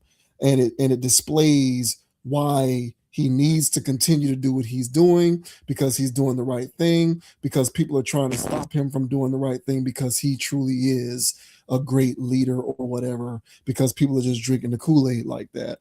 So not everybody is being gaslit. The only people who are being gaslit are the people who believe that he was blaspheming. The reason why I bring that up is because not too long ago, I was over at a friend's house, and we were having a quasi-political conversation. And she asked me, is it wrong of her to want to cut off? She's very anti-Trump. She's very anti-Trump. She hates the guy. She hates everything he stands for. She hates him as president. She's very anti-Trump. And so she asked me, is it wrong of me to want to cut off people or no longer associate with people who I know if I find out that they voted for Trump? And I told her, I said, listen, that's a personal decision that you have to make. Personally, I would not go that far, because if I've known somebody for long enough, and prior to me finding out that they voted for this one individual, I would have vouched for their character. I'm not just going to throw all that down the trash just because I found out that they voted for somebody that I don't like. So I wouldn't go that far, but if you want to take it there, that's a personal decision that you are going to have to make. And the point that I tried to bring up to her was, I would not do that, because I don't assume certain things about people based upon who they voted for, because most people vote for very personal, individualistic, even selfish reasons. That's not necessarily an assessment of their character overall, but a lot of people are single issue or selfish in the way that they participate in this particular process. So I would not go that far, because you can't assume something about somebody's overall beliefs just because they went that way. Because what she was trying to suggest was, if I find out somebody voted for Trump, I assume that they are racist, or I assume that they must be in favor of these various things that I'm fundamentally against. So if you voted for, she was making the blanket statement, if you voted that way, you must in some kind of way be racially prejudiced or against women in some regard, or so on and so forth. And I was like, I don't personally, I don't necessarily think that that's true. I think that people do this for selfish individual reasons. A lot of people are single issue voters, and they overlook certain things that you care about in the pursuit of this one or two issue situation that they want to see come about, right? And I was like, but then again, don't ask me, because you're talking to somebody who believes that people are entrenched in their own beliefs and they're going to see the world a certain kind of way, and you can't smoke them out of their hole. And that includes people who voted for him. You think that you're on the side of righteousness, and so you won't be smoked out of your hole given how you think about certain things, but other people feel the same way. They can connect the same dots that you connect. So, the example that I tried to bring up, because I want to try and not, be too confusing with this rant, but I told her, like, some people, a lot of people, she's also somebody who thinks that there's a conspiracy with 9/11, for example. And so I was like, well, there are people who think that it was legit. Like, you have a lot of evidence as to why you think that was what it was, but a lot of people do think that what was told to us or what we saw actually did happen. Not everybody thinks that it's a conspiracy. So the thing about it is, you think that that's a conspiracy, but people who are aligned with him, for example, believe that January 6th was also a conspiracy. So you don't see it that way because you're anti-Trump. So you think that what happened on January 6th was legit. You see the point that I'm making with this? But because you are on the other side of that camp and you think that 9/11 was a conspiracy, you're in that camp, but other people aren't. So the point that I was trying to drive home to her was, everybody connects their own dots. It doesn't matter. Like, just because you're on the left side of the tinfoil hat pendulum doesn't mean that people on the right side of the tinfoil hat pendulum don't have a pendulum of their own. Everybody's connecting dots. Everybody's stoked in their own ideological beliefs. Everybody. And so you can't necessarily assume something overall about a person's character just because you find out that they voted for them. That person is drinking their own brand of Kool-Aid the same way that you're drinking yours. Of course, your Kool-Aid is righteous, so you think that their Kool-Aid is inherently bad, but everybody's drinking some kind of Kool-Aid somewhere. Correct. So there are going to be people who really do believe that he was trying to depict himself as a healer. People are going to think and he can play on that because he's very well aware that all he has to do is just invoke the use of the word fake news, and it's going to kind of galvanize a lot of people who are drinking his brand of Kool-Aid. Yeah, it was a deep state. But everybody out here is drinking Kool-Aid is my point. I think that's the overall point that I'm trying to make. Yeah, everybody's drinking Kool-Aid. Everybody. So as absurd as you think it is that he would dare fix his face to say, I was trying to be a healer, there are a lot of people who are on the other side of that coin who are saying, no, you're crazy because you don't see that he really was trying to make himself look like a healer. And as far as I'm concerned, everybody's got it wrong because everybody's just freewheeling it and drinking Kool-Aid and indoctrinated in their own brand of various ideologies. So, that's what makes conversations like this all the more frustrating because I chose to only engage in conversations that do have a relative level of conclusiveness. And if at the end of any conversation, the result is, well, you still think how you think and I still think how I think, and we're all drinking Kool-Aid, well, then at that point, it's an exercise in futility. And I don't want to be a part of that. And that's what these conversations have become to be. Completely pointless. So I am not even going to bother to involve myself in why I believe that he was blaspheming, because there's going to be a litany of people who don't feel that way, and there's nothing that I can do to convince them otherwise because they're drinking their Kool-Aid and they really do think, for various reasons, that he is correct and he was trying to make himself look like a doctor. So at the end of the day, what the hell is the point? Yeah, and I would just ask them, all right, well, where's the stethoscope? Why you got all this other stuff going on? But I hear your point, man. They'll come up with something. They'll connect something. Because I'm with you, I agree, but they'll be able to connect some dots and come up with something, man, because that's what people do now is they just connect dots. Yeah. And you think that you're on the side of righteousness, you think that you're on the right side of history, so the dots that you connect are okay because you're on the right side of history, but that's not going to stop everybody else from connecting their own dots. No, and that's fair. And because and I compartmentalize those people for sure. And I don't entertain myself for terrorists.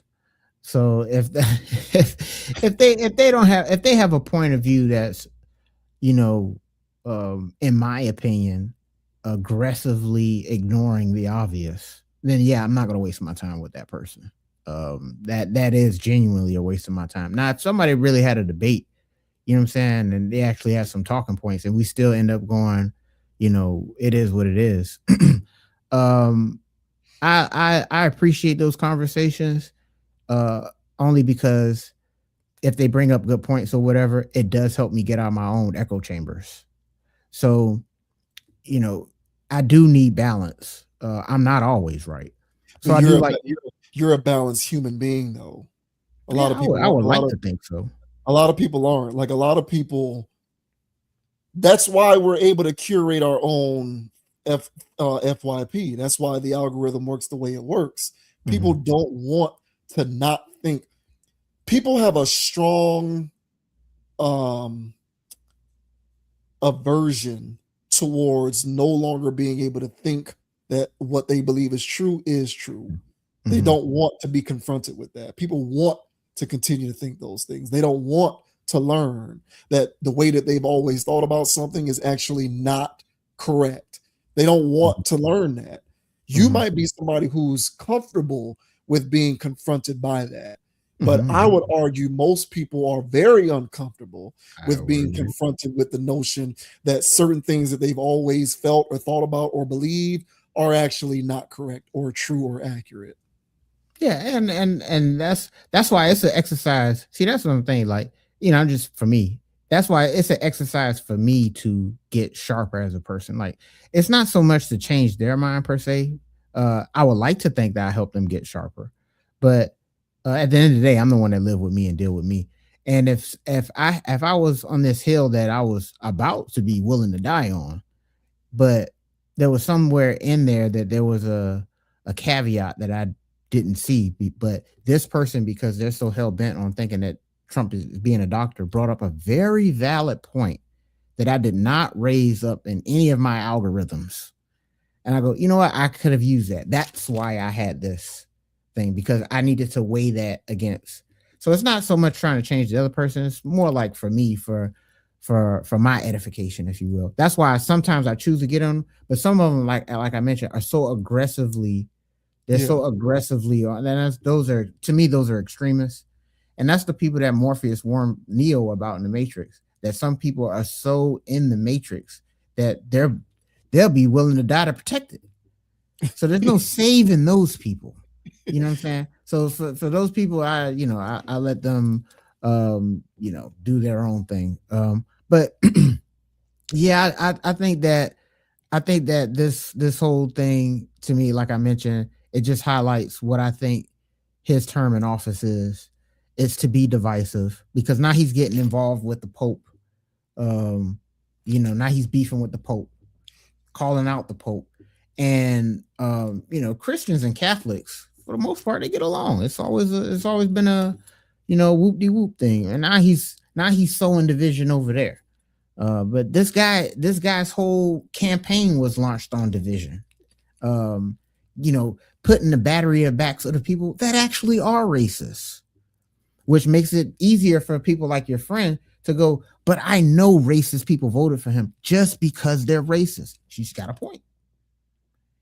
And so, but that's what he's here to do. He's here to sow division. He did a very great job of that. And he's still doing it in the middle of his term. So, that's what, and I like to highlight stuff like this just for people to remove themselves from the WWE concert, because that's all this is. This is theater. And that's my thing. I want people to remove themselves. Now, the Kool-Aid drinkers, you drink Kool-Aid, but for people out there that do have a open ear or a little bit open-minded, I just would like them to take a step back and realize that they're trying to play everybody, but you ain't gonna play everybody. You can fool some people all the time, but you can't fool all the people all the time. And that's Trump, and that's all of this stuff. So to me, I got a good chuckle out of it, because not that I think blasphemy is funny. I think that the audacity of somebody that's supposed to be the president of the United States to do something like this, even if you are chat GPTing yourself to be a doctor, what the hell are you doing that for? Why are you posting on social media? Like, it's all ridiculous. So I get a chuckle out of it. I go about my day. But it's not to piss, if you got pissed off by this, they probably struck the wrong chord, with you. And, I would just tell you that to remove yourself, so this stuff becomes either completely negligible or something funny, or both. So, but yeah, man, I got a good chuckle out of this, and those Kool-Aid drinkers, man, I wish them the best. Unfortunately, it's hard for me at this point in time to argue with your point about it being theater. Hey, man. Typically I do believe that there is some practicality to all of this. I think participating in the process does have implications for how you would like for things to go, but it's hard for me to argue against it being theater at this point in time. Hey, man. And it gives me no pleasure in saying that, but it really has become a sideshow. Hopefully we can, remove ourselves from this particular dynamic at some point beyond the next 2 years, but it's hard to argue with that point right now. There really is a PT Barnum who's up in there doing things doing things for entertainment purposes. But the vision that he is trying to stoke, the grand master plan for that is effective because there doesn't seem to be a limit to the amount of antics that he can put forth. People are still going to be mad about it. Yep. It doesn't matter how many times he does it. People are still going to be talking about it. I live in a household right now with 2 parents who talk about this dude every single day. It doesn't seem to matter what he does. Whenever he does it, they're going to be mad about it and they're going to be talking about it. Instead of just being like, this guy is a sideshow. And furthermore, he knows that the writing is on the wall for him in terms of the court of public opinion. That's why he ratchets up the antics more, because it's a diversionary tactic. That's why he's trying to talk about fixing college sports and NIL and all of this kind of stuff. Yeah, he's trying to interject the federal government into college sports as if people care what the federal government can do to fix. No one cares. No one's thinking about that, but he's doing it because he knows that even though people aren't connecting what the federal government's role in that could be, it is nonetheless something people do care about and talk about a lot. Yes. So he's able to wiggle his way into that so that he can get people saying, look at what he's trying to do to fix this. Meanwhile, the rest of the world is on fire. On fire. Yeah, I mean, but it is what it is, man. The frustrating thing about it for me is it makes no sense to get into conversations about the veracity of any of these comments because people drink whatever Kool-Aid they want. Everybody's online. Everybody's on the internet. Everybody's in their own echo chambers. Everybody's able to connect their own dots. The person who thinks that 9/11 was a conspiracy is on one end, and then you have on the other end the person who thinks that January 6th was also a conspiracy. Everybody thinks everything. There's no shortage of people who think that something is a put on or a fake or a deep fake or a Watergate situation or whatever. Like, no matter what the situation is, there's always going to be an audience for it saying, don't believe everything you see because they're trying to convince you of something that's not true. And it doesn't matter what it is. Everybody's saying it. So at that point, I'm not going to listen to none of y'all. There you go. Yeah, man, that's what I do. I don't listen to people, man. I trust my own intuition, which could be wrong, but I'd rather listen to that, but yeah, man, no shout out for this one, bro. No. I can't shout out anybody here, but shout out to the viewers. How about that? Yeah, shouts out to the viewers indeed. Hell yeah. You guys are the best.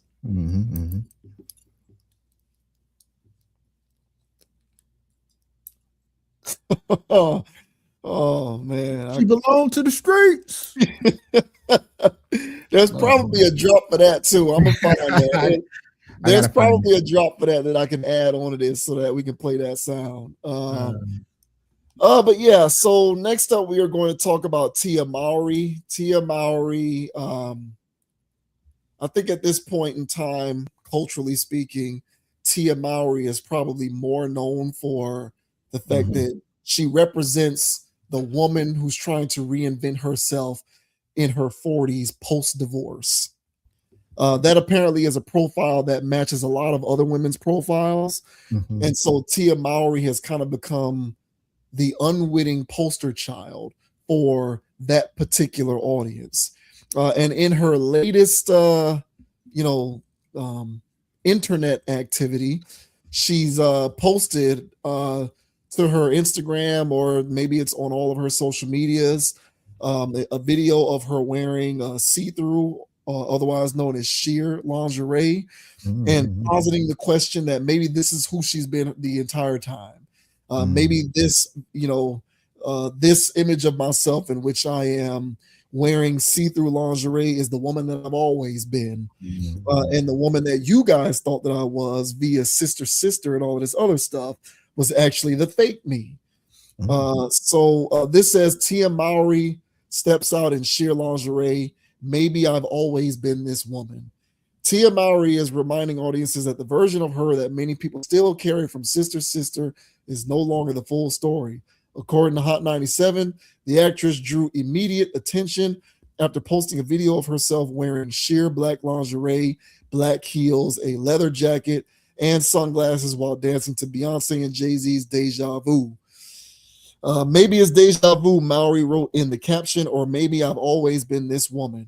The line reframed the post from a thirst trap into something more deliberate, a statement that the image audiences attached to her for decades may never have reflected who she actually was.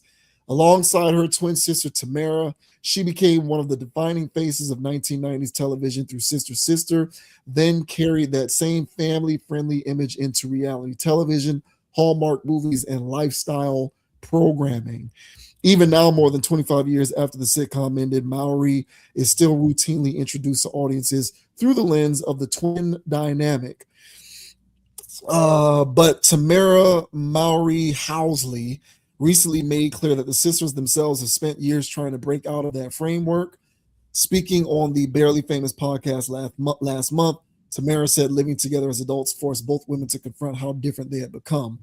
For years, my sister and I lived together. One of the hardest transitions of my life, being a twin, was that move. She explained that the sisters argued because each expected the other to remain the person she had always been. Then she would force me to be like her, and then I'd force her to be like me. We were so used to being the same. According to Tamara, the turning point came when they realized they were not meant to mirror each other. You're the twin, you're the yin to my yang. We actually balance each other out. Since her 2023 divorce from Corey Hardick, Mowry has been noticeably more candid about aging, independence, dating, and rediscovering herself in her 40s.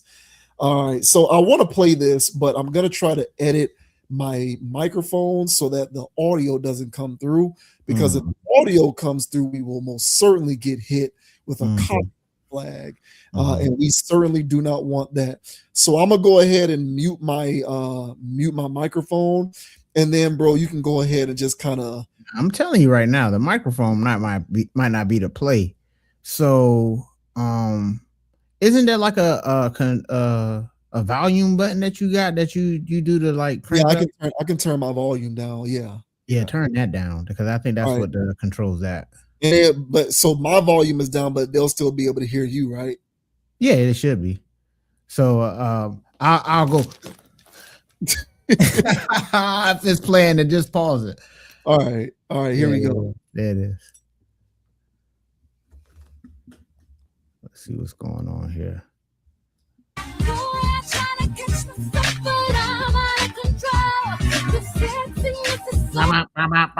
There it is. All right. So yeah, it still played the audio, but I guess we can get the gist of it here. So all right, so that did not work. No, it didn't work, but we can get the gist of it here. That all relevant links are being in the bio, bro. That might have played long enough for the copyright too. Nah, bro, we good. I did modifications. I told the cameras to know. You know what I'm saying? I told the mods no. So we should be good, man. But y'all get the gist. That was like 4 or 5 seconds, something like that. Yeah. You know what I'm saying? Give or take, man. But I definitely interjected, man. That's crazy how they got us spooked out here like that, man. But y'all can see Tia Mowry there, man. Y'all can go watch the full video on her IG, man, but she's definitely looking like a streetwalker. No pun intended there. But yeah, I guess I'll go ahead and pick it up from here, man. But yeah, you know, she's been going through this you know, I don't want to call it. See, they're calling it in her 40s, you know, trying to find her identity or whatever. But that's what we call midlife crisis. You know, that's what we call midlife crisis when we were growing up, man. And that's what this seems to be. Of course, you can equate in the fact that, you know, she was basically a child star. So there's that kind of thing going on there. But I'll just stick to the point where she is, like you mentioned, she's basically doing publicly what is happening a lot right now. It's a phenomenon of women that are, you know, in their 40s, 50s, you know, trying to get back out there on the streets, man, because that's what they feel like they deserve. They feel like they only get one shot at life, and they're not going to spend it with just one phallic. They feel like they need they feel like they need more engagement. And so there's some people out there that's for the streets. And you know, I guess this can tie into, you know, your thoughts when you talk about the deconstruction and stuff, but you know, the normalization of just being outside, no matter what age you are. And, you know, if she wasn't happy in her marriage, you know, so be it, you know, c'est la vie. I'm not here to talk about whatever she did in her marriage, but to post yourself walking down a street wearing less than what a streetwalker wears and saying that maybe I've always been this way, you know, with a Beyonce song playing in the background. Like, what's the point of this? Like, what are you doing this for? Is my question. Who's supposed to be watching this? You know, are you putting it up for not literal sale, but are you putting it up for sale? Are you trying to let the market know that I'm easy? Like, what's the end game of this? And that's why I think for her, as the article mentioned, where her just dealing with identity crisis, being with a twin, or people always looking at me like I'm innocent, and you know, all this other stuff. And there's a lot of factors involved to why she felt as though she got to go outside, because she think that's where the fun's at. But the only thing that I have seen from her was buyer's remorse when it comes to her choosing this lifestyle. Because whenever I see her telling a story about her dating and doing all of these things, or just her reminiscing about, you know, being a family woman, there always seems to be these levels of regret for her making this decision. But then, of course, she'll pop out and do these things to me, which is, you know, basically just putting lipstick on a pig type of thing, where it's like, yeah, I know you're hurting inside, woman. Like, because why would you come outside in a trench coat and lingerie and parade it on Instagram? Like, this is the kind of validation we're looking for. So to me, I think, you know, to each their own, man. She can do whatever she wants. If she feels like she was looking sexy there, personally, I didn't think she was looking sexy there. That was looking kind of cringe. But you know, of course, there's people in the comment section eating it up, telling her that, you know, she bad and she this, and you gonna get yourself a whatever kind of man. So she's definitely serving as the archetype and the role model and the pillar for women that are doing the same thing for their own various reasons. But me personally, I just think the glorification of being outside is overrated, overhyped, and unnecessary. And I think being inside is where it's at, me personally. But what are your thoughts, man, on Tia Mowry out here letting it all hang out, apparently, in sheer lingerie, saying, I might have always been this way? What are your thoughts, bro? Well, I'm gonna put it to you like this, sir. Just like you can tell me that, you know, my assessment of Kendrick and how, you know, valuable he is to the ecosystem of the popularity of hip hop music is opposite of DJ Akademiks calculation of what that means. I'm Mhm. here to tell you right now, your belief that being outside is overrated and that being inside is where you're supposed to be is also not the calculation that women use nowadays to determine how they should be living their lives. It's sad, I And, know. and I'll take it one step further. I'm actually going to agree with her. I agree with her. When she says this is the woman that I've always been, I'll buy that. And the Yeah, reason why and the reason why I will buy that is because, you know, I've said it before. And for any, you know, get ready everybody because I'm about to get misogynistic. So oh uh shit. Hold on, let me get my hat, here- bro. Go ahead, man. yeah. Here's a fair warning. I'm letting everybody know right now I am about to become a misogynist. Okay. Oh, let me. Um, you know, I believe her. And the reason why I say that I believe her is because I do think that a natural state for women is the desire to be the sexual is the desire to be the object of a man's sexual desire. Okay. I believe that. I think that women intrinsically Mhm. are are hardwired to want to be the object of a man's sexual desire.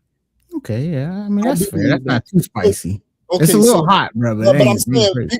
you know, some people will you know interpret that as me being misogynistic because I'm trying to say that all they are is a man's sexual desire, and that's not what I'm saying. But what I am saying is, I, in my opinion, believe that a woman's one of there's multiple women are multifaceted because humans in general are multifaceted. But as far as I can tell, one of those facets of a woman's general existence, existentially, is the desire to be the object of a man's sexual desire. So for all of this talk about male misogyny and the patriarchy and the need for gender equity and women breaking away from all of these traditional molds because Lord knows we hate traditionalism. Like I've said before, I really don't think we as humans want to move away from that. What I think we want to do is give women agency over those things. I don't think we really have a problem with the sexualization of women.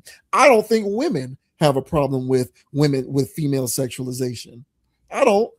The only thing that I think that they have a problem with is not being in control of it. So long as they're in control of it, they don't mind being objectified. They don't mind being viewed as sexual objects. They don't mind being the object of a man's sexual desire and nothing more, so long as they were the ones who were controlling the pipeline to it. But if the patriarchy, whatever that means, is in control of it, that's when it becomes a problem. If it's a man who's in control of it, that's when it becomes an issue. But as long as a woman is in control of her being a hoe, it's okay. See, this whole thing is about control. It was never about getting rid of misogyny. It was never about getting rid of female sexualization. It was never about getting rid of women's physical objectification. It was never about getting rid of it. It was about controlling the access to it. So if women can control the access to it, then there's no harm, no foul. Her posting like that is her being in control of her own being for the streets. See, if she was a married woman and going out doing this and a woman was permitted, if she was married and doing this and the perception was her husband is permitting it, then at that point it becomes misogynistic because she's doing it by way of permission of her husband who's allowing it. I see what you're saying. So now so at that point it becomes misogynistic. At that point it becomes patriarchal. And at that point we need to get rid of it because that's not okay. But as a divorced woman and a single mother and in her 40s and doing this of her own accord, then there's no problem with it because she's in control of her own objectification. So at that point, the objectification itself was never really the issue. It was who stood to benefit most from it and who was in most control of it. Yeah, I see what you're saying. So as long as they can be in the most control of their objectification, the objectification in and of itself isn't really the objectionable thing. So when she sits around saying, and she's parroting the speech of today's modern woman, which is, I'm in control of this thing, therefore there's nothing wrong with it. So yeah, if I'm outside naked and you can see what my body looks like, new society, new rules, social deconstruction. It's not objectionable because I said it's not, because I'm in control. Yeah. So long as I am the arbiter, the creator of my own rules, the objection no longer exists. Even though behaviorally, I'm doing the exact same thing that women from previous generations were doing and were calling into question as to whether it's appropriate. As a matter of fact, what I'm doing is actually worse, because women in the 70s, 80s, and 90s and 2000s, unless they actually were streetwalkers, were not in public dressed like that. I would agree. But at the end of the day, because I am in control of this thing myself, it's not objectionable. And it's empowering. Yes. So said objectification isn't really the problem. When you combine that with the fact that I do believe women intrinsically have always and will always want to be the object of men's sexual desire, the result is this on full display. It's like the dynamic is on steroids. So that's my piece, man. At the end of the day, the objectification itself was never the problem. It was always who's in control of it. So at that point, it's not offensive for them to be naked in public so long as they can control it. Now, do I agree with that necessarily? No, I'm a bottom line kind of guy. I process information analytically. I look at the situation holistically. If the issue was always about women being objectified for their bodies and their looks, then we should keep that same energy, and it shouldn't matter who's in control. The problem should be the very thing itself. But apparently I was wrong on that. I was apparently confused as to what the issue was all along, and really it was never about the objectification. It was always about who can control it. So if women can control their own sexualization, then there is no complaints about any of this other stuff that we've been complaining about. So it is what it is. And again, that combined with the fact that she's no different than most other women, even the pious, most devout, religious, sheltered, reserved of all women, deep down inside, I believe, want to be the object of men's sexual desire. If your orientation is men, of course. If it's not, then you want to be the object of a woman's sexual desire, whatever the hell. The point is, they desire to be the object of someone's sexual desire, and that she is no exception to that rule. Yeah, very fair. All points there. And and we talked about this kind of before, where we were talking about like how, the patriarchy is the one that put so much clothes on them and, made them, wear long pants and wear a bra and all this other stuff. And so them rebelling against the patriarchy is to get naked, basically, which, if I'm a patriarchal man, that's the first thing I want to see. All right. So I don't get how that correlates, but yeah, man, it's an interesting point you bring up there with the so long as they can control the sexualization, that it's okay to be sexualized, because it's more about the control than anything else.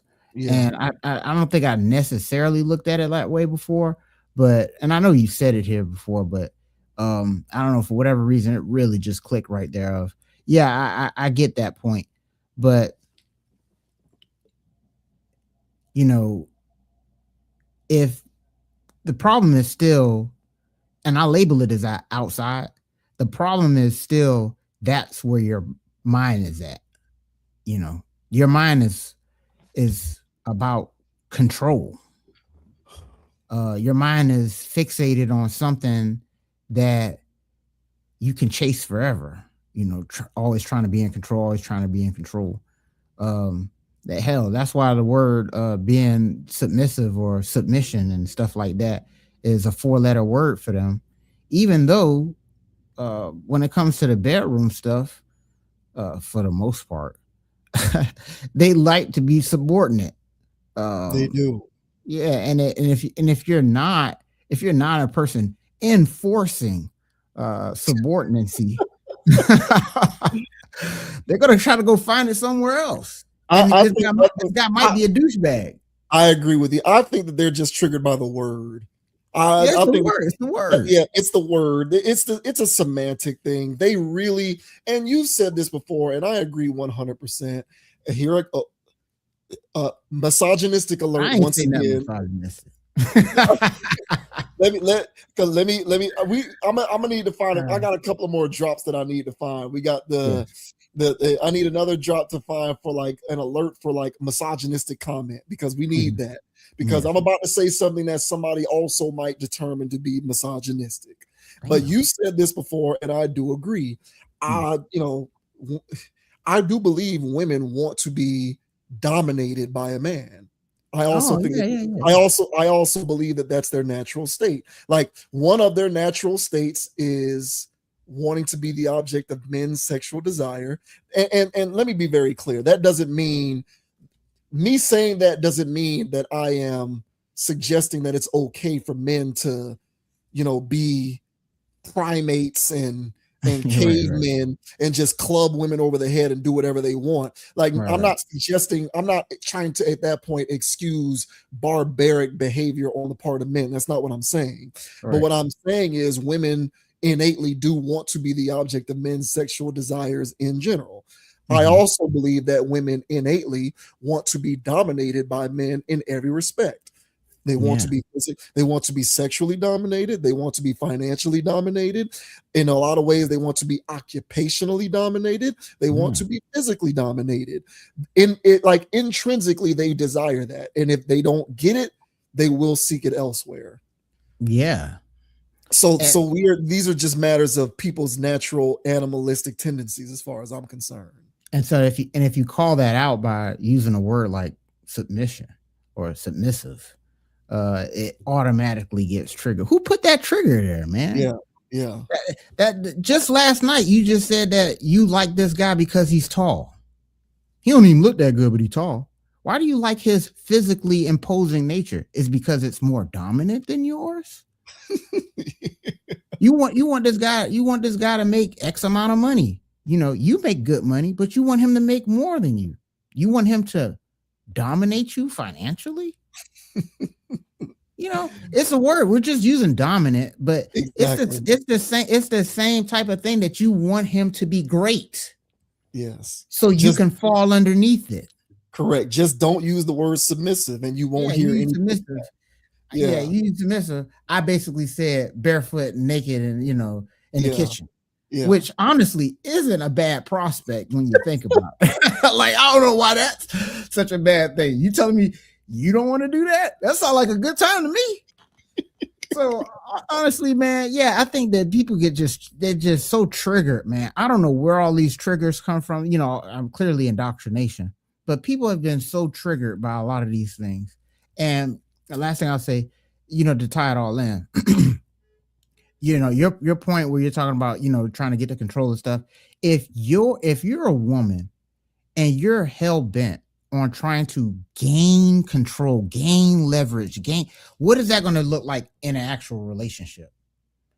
And then what ends up happening is, if it's a perverse version of it, then it becomes, taking it to the streets. You want to take it to the street. So the street behavior is more of a byproduct of something else that I feel like needs to be checked and controlled and regulated, like their emotions and their desire to want to be and control themselves and do all these things, because there's control in submission. There's control in being, whatever, like, and control in being a woman. And it doesn't have to be this aggressive in your face thing. So that in the streets thing is more of a catch-all thing of a woman that's not being balanced. And so a woman that's not being balanced would be in the streets. Yeah. And I think that, you know, a woman that knows herself, comfortable with herself, comfortable with her role at being a woman and all that other good stuff in between, that is a powerful woman. That is a woman that is in control, if you ask me. So it's been glorified to be the other way around. Yeah. Well, I would imagine she also spends her fair share amount of time on the internet too. Because we've talked about these outside influences and being unplugged from the matrix. You know, the more time you spend on Instagram, the more time you spend on TikTok, the more time you spend on any of these various outlets and channels, the more you are going to want to seek the same kind of gratification that you see others seeking, because it looks like it's fun. It looks like it's, rewarding emotionally. I want to be a part of that too. She's probably seeing all the women who are rewarded and are sort of, they receive that gratification because of the way that they look or how they leverage their body for attention online. And she's probably saying, I want a piece of that. Because that's what people who are online a lot do. They just want to be able to, they want to carve out as much of their piece of the attention pie as possible. So, I don't know her from a can of paint, but I don't think it's all that unreasonable to assume that she's online a lot. If she's doing this, it is what it is, man. But at the end of the day, I do think that this is all about control. It's not about the inciting incident, and it never was. It was never about sexualization. It was never about objectification. It was never about any of that. It was always about who controls it. That's what it's always been about. So, and she's probably looking at all of these other people, these box rappers and these other women, these influencers, and they appear to be in control of their body is how they are known, how they, in some ways, it's how they earn money. And it's kind of the driving source of their independence, so to speak. Their way to be able to kind of retain some of their own authority and agency. And she wants a piece of that. And because she is a woman, and the nature of a woman is to kind of default to sexual desire, it is what it is. You can call it what you want. You can hate me for saying that if you want, but it is what it is. She's going to default to maintaining that and leveraging it in order to meet that end goal. So, I agree with her. At the end of the day, the thesis that she put out there about maybe this is who I've always been, I'm inclined to agree. It is 100%. Yeah, and her sister persona, that was actually the fake her. Ironically. Yeah, I agree. So, hey, man, I guess shout out to Tia, man. Finding yourself still. I'm sure Hollywood has some type of delayed effects on one finding themselves. So that's probably where we're at now. But to anybody that's trying to find themselves, man, hopefully you find yourself and go back inside, because you're not going to find yourself outside of yourself. How about that? That's a bar. So, yeah, you gotta go inside, man. That's where the peace and that's where the calm's at. And that's where you're going to just be chilling, man. But I've done enough outside activities to know that it's full of the worst type of people. So there's nothing fun out there, even though they seem to be laughing. So best of luck to you, Miss Tia. Hey, man, as you like to say, none of us, we are all struggling to keep it in the pants. When you can't keep it in the pants, you got to be outside. So it's crazy, bro. Y'all stay safe out there, man. It's not cool.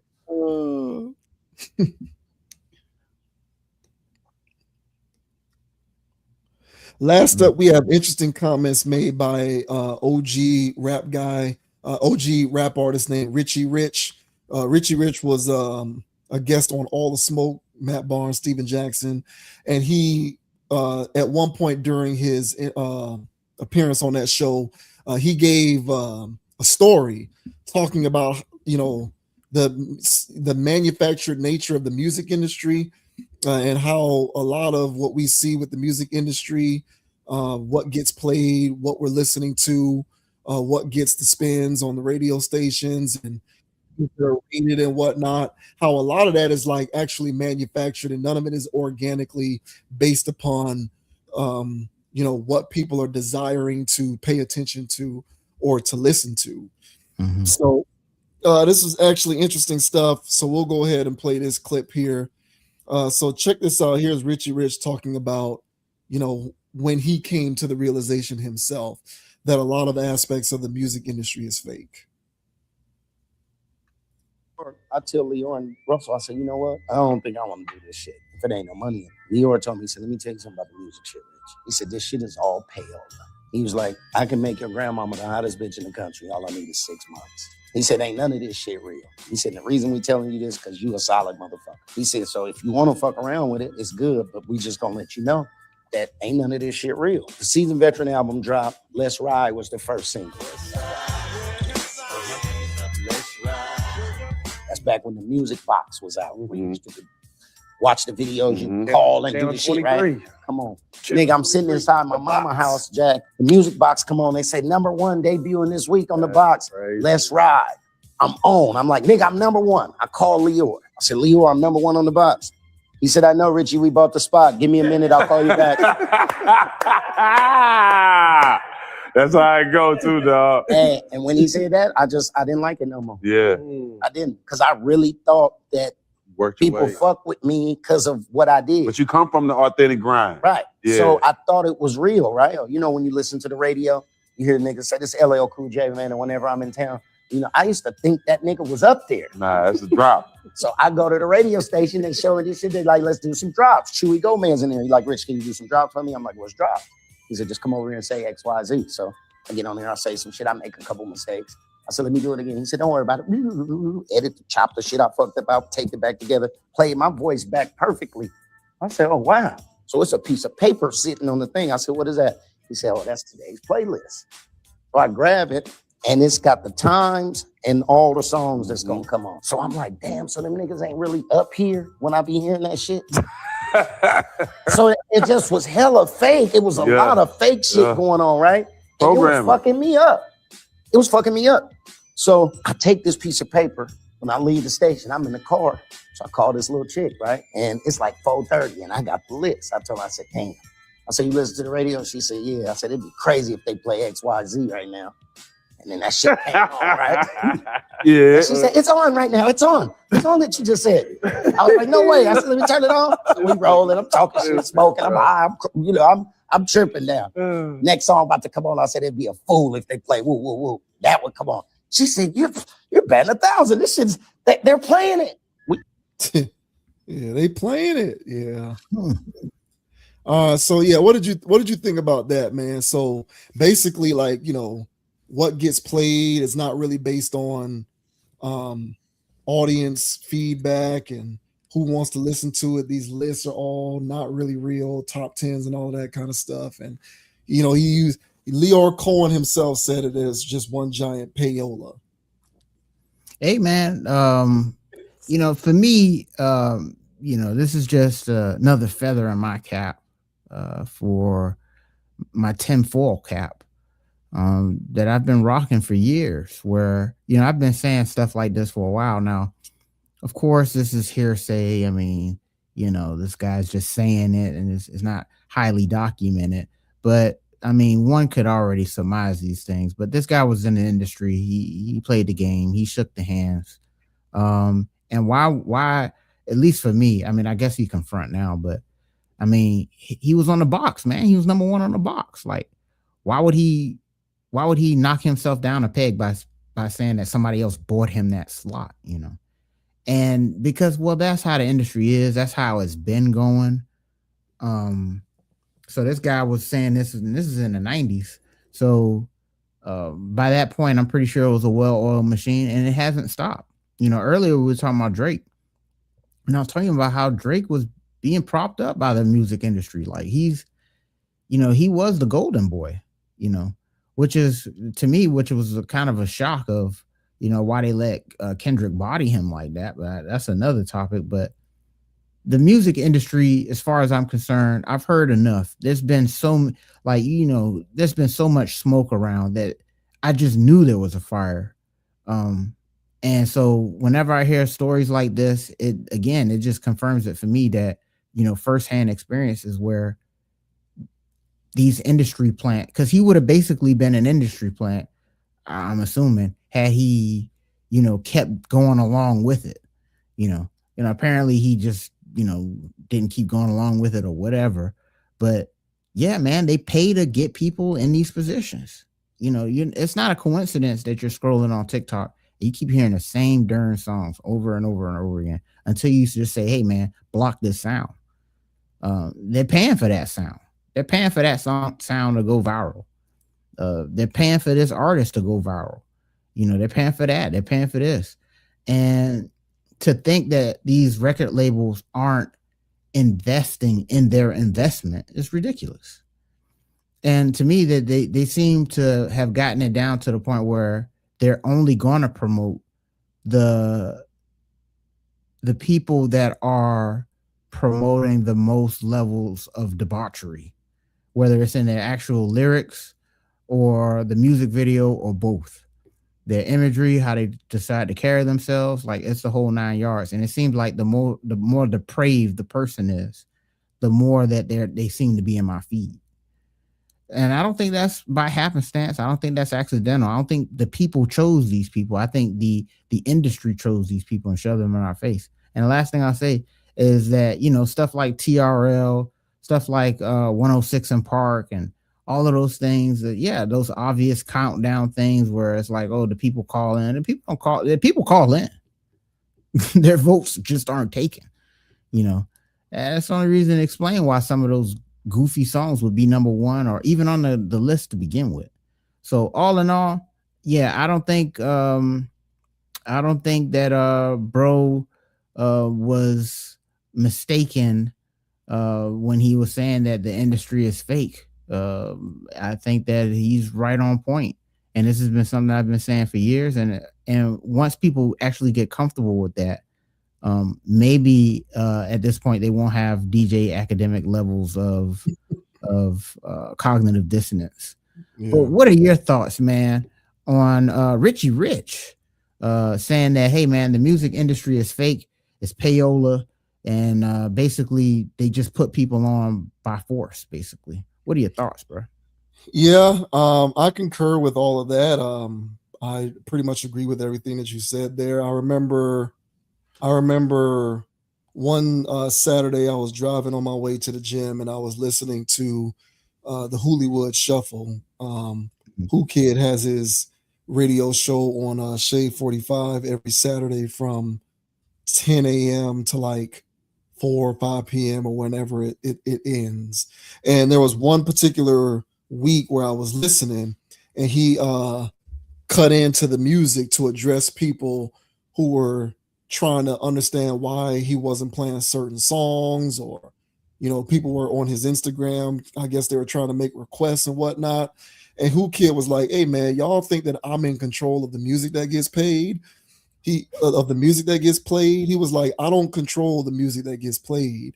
This might be my show, but I'm not controlling any of the music that gets paid. The stuff that gets paid for the most is what gets played.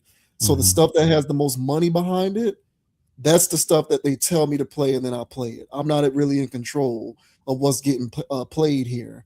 Like, the audience doesn't have control over it. I have limited control over it. It's all about the money. It's all about what has the most money behind it. That's what determines what's getting played. It has nothing to do with my input or yours. So y'all got to chill and stop thinking that I'm trying to not play y'all stuff or what y'all want me to play. It's all about what gets paid for the most. And so from that point on, anybody who hears that or becomes aware of that should pay attention to what is getting played, right? You should pay attention to what is getting played, and you should ask yourself the question, why is it that this is the stuff that has the most money behind it? Exactly. Because if what's getting played is the stuff that has the most money behind it, you should try to connect dots and ask the question, why is it that it's this variety of the music that is having the most money put behind it? Mm-hmm. Yeah, no, well said, bro. And like, why is Sexy Red on my feed? Sexy Red popped up. First of all, I'm sitting there watching the video because Sexy Red got this song she got out. She's trying to make go viral or whatever. And, I'm sitting there scrolling and I see Shawn Michaels dancing in the most Shawn Michaels way ever. Wrestler Shawn Michaels? Yeah, just thrusting away in the camera. And I'm like, what is this? What is he doing? And he's dancing a Sexy Red song. And I'm like, damn, a WWE crossover. Like, who's paying for Sexy Red to be collabing with Shawn Michaels? And then sure enough, I saw a video later on, like about a week or so later, which was probably sometime last week, of them two together just dancing, to her latest song. And I was like, man, they're really pumping this. I'm not liking nothing in my algorithm that suggested me to give me Shawn Michaels thrusting in my camera or Sexy Red music. And I got both. Who's paying for that? And so, yeah. And why is box rap the top of the rap thing right now? It's not just that. It's not just that too. It's box rap for sure. But yeah, I mean, why are most of the songs that I'm hearing box rap? It's everything that I hear is like Sexy Red, Glorilla, 21 Savage, Future, Big X the Plug. It's either some rapper talking about crashing out, shooting up somebody, or being on drugs or pills or some substance, or a female talking about her vagina. So that comprises the majority of his show on Saturday mornings, and then he'll throw in a little bit of Nas here or there. He'll throw in a little Kendrick if it's. But again, those guys are paid for it too. Right. So again, the money which is what takes me back to my point that I was trying to make when we discussed what DJ Akademiks said. Like those guys are paid for it too.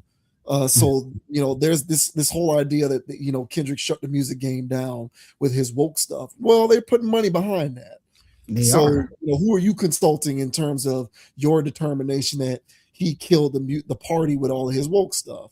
But he'll throw little nuggets in here or there. But then after the little respite, it's back to the ratchet and back to the vagina rap and back to the shoot 'em up, bang bang rap. So I would say 80% of his show is vagina rap, shoot 'em up, bang bang, crash out, pill popping. If that's 80% of the show, then that means 80% of music is being paid. Then that means that at that point, 80% of the music being paid for is that. Why? People should just ask the question why instead of just accepting it. But don't think that that's because the people asked for it. It isn't. Right. People didn't ask for that. The audience didn't ask for that. The audience, what's being played is not being dictated by what the audience wants. The audience is being given music and is being dictated to. People are saying this is what we want to give you, and the audience is merely accepting it. It is not the other way around.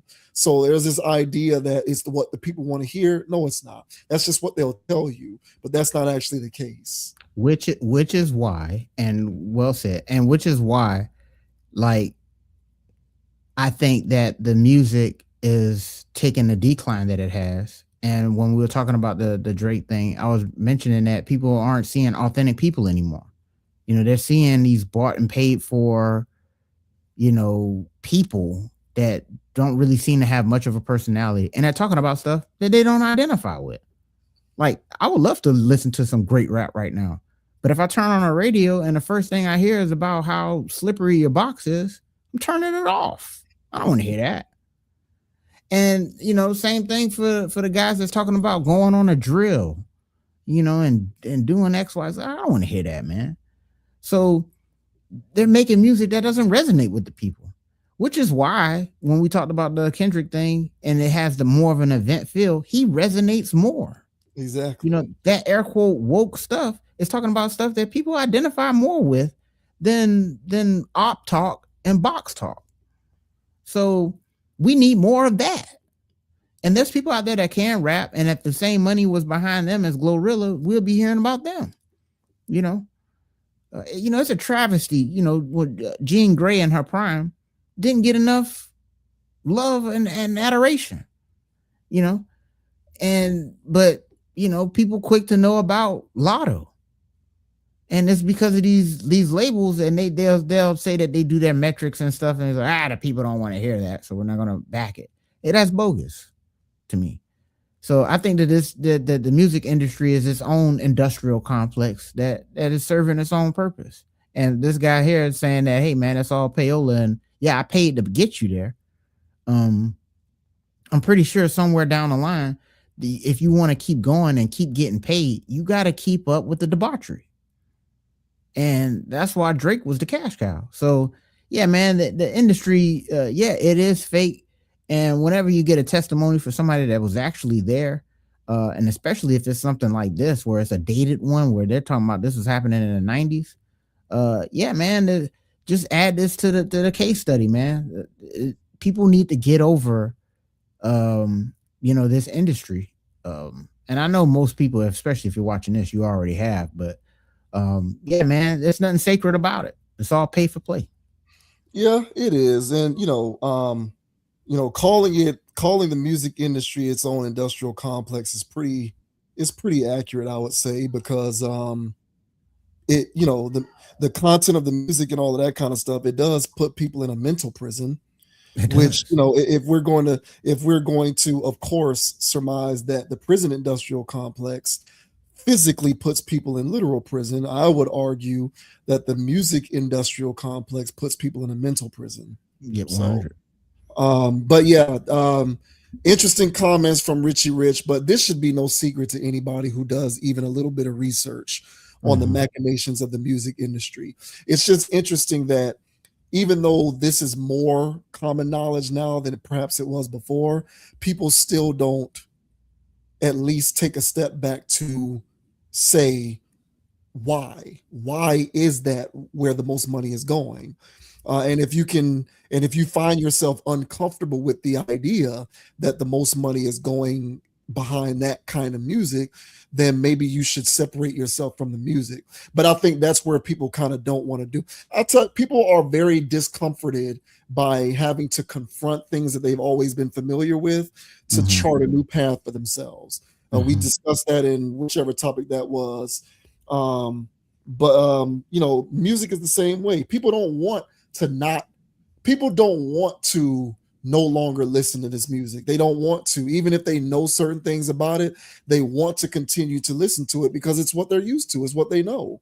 Yeah, they don't want to be confronted with the idea of no longer listening to it anymore, especially when you factor in the social peer pressure aspect of it, because God forbid you be the lone person in your peer group who doesn't listen to this stuff and everybody else does. Now you feel kind of like an outcast. So people just don't want to be people just don't want to be confronted with this stuff, but people need to start really seriously asking those questions. Now, of course, if you're not uncomfortable by it, then do what you do. But if you find yourself asking the questions and it makes you uncomfortable, then maybe you need to take a deeper dive into whether you should separate yourself from it. Yeah, and if you're a Sexy Red fan, my bad. I just think she's horrendous for social development. But that's just my thoughts. Oh, hey man, shouts out to Richie Rich, man. First time on the channel. Yeah, but all right, y'all. Good stuff, man. This was good content. I want to thank everybody who interacted with our content over the course of the last week. It was good stuff. Really, very much appreciated. So as always, JV wins Dogon SS. Check out Conscious Approach on Instagram and TikTok at ConApproach, ConApproach. Download the podcast on Amazon, Spotify, and Apple Podcasts. Just search Conscious Approach. And as I always like to say, don't be a group thinker. Have a mind of your own. Think for yourself. And until next time, as I continue to be distracted while watching this playing game with the Heat and the Charlotte Hornets, be solid, stay righteous, and we will catch you on the next video. And the name is Dogon SS. Skr. And you can find me on Instagram at Dogon_SS, on YouTube, MySpace, DraftKings, Meta, X, Twitter, TikTok. Hey, if there's a social media platform, Dogon_SS is also out there. Make sure you guys like, subscribe, and follow, and all that good jazz. And man, we greatly appreciate y'all for watching, liking, sharing these videos, because you just can't keep this for yourself, man. You just was scrolling on YouTube, all of a sudden you come across these two crackpots, and we dropping that knowledge on a weekly basis, man. So don't keep this to yourself, man. Share this with your brethren and them. They'll greatly appreciate it. All right, I've done the metrics on that.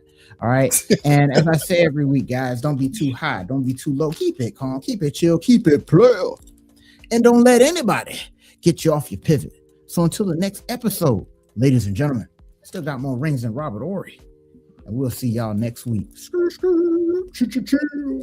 That's right. That boy Kobe White hit a corner three to tie the game up, and they're going to overtime. But of course. all right, y'all. Looks like the Heat gonna win this anyway because the Hornets was getting lucky.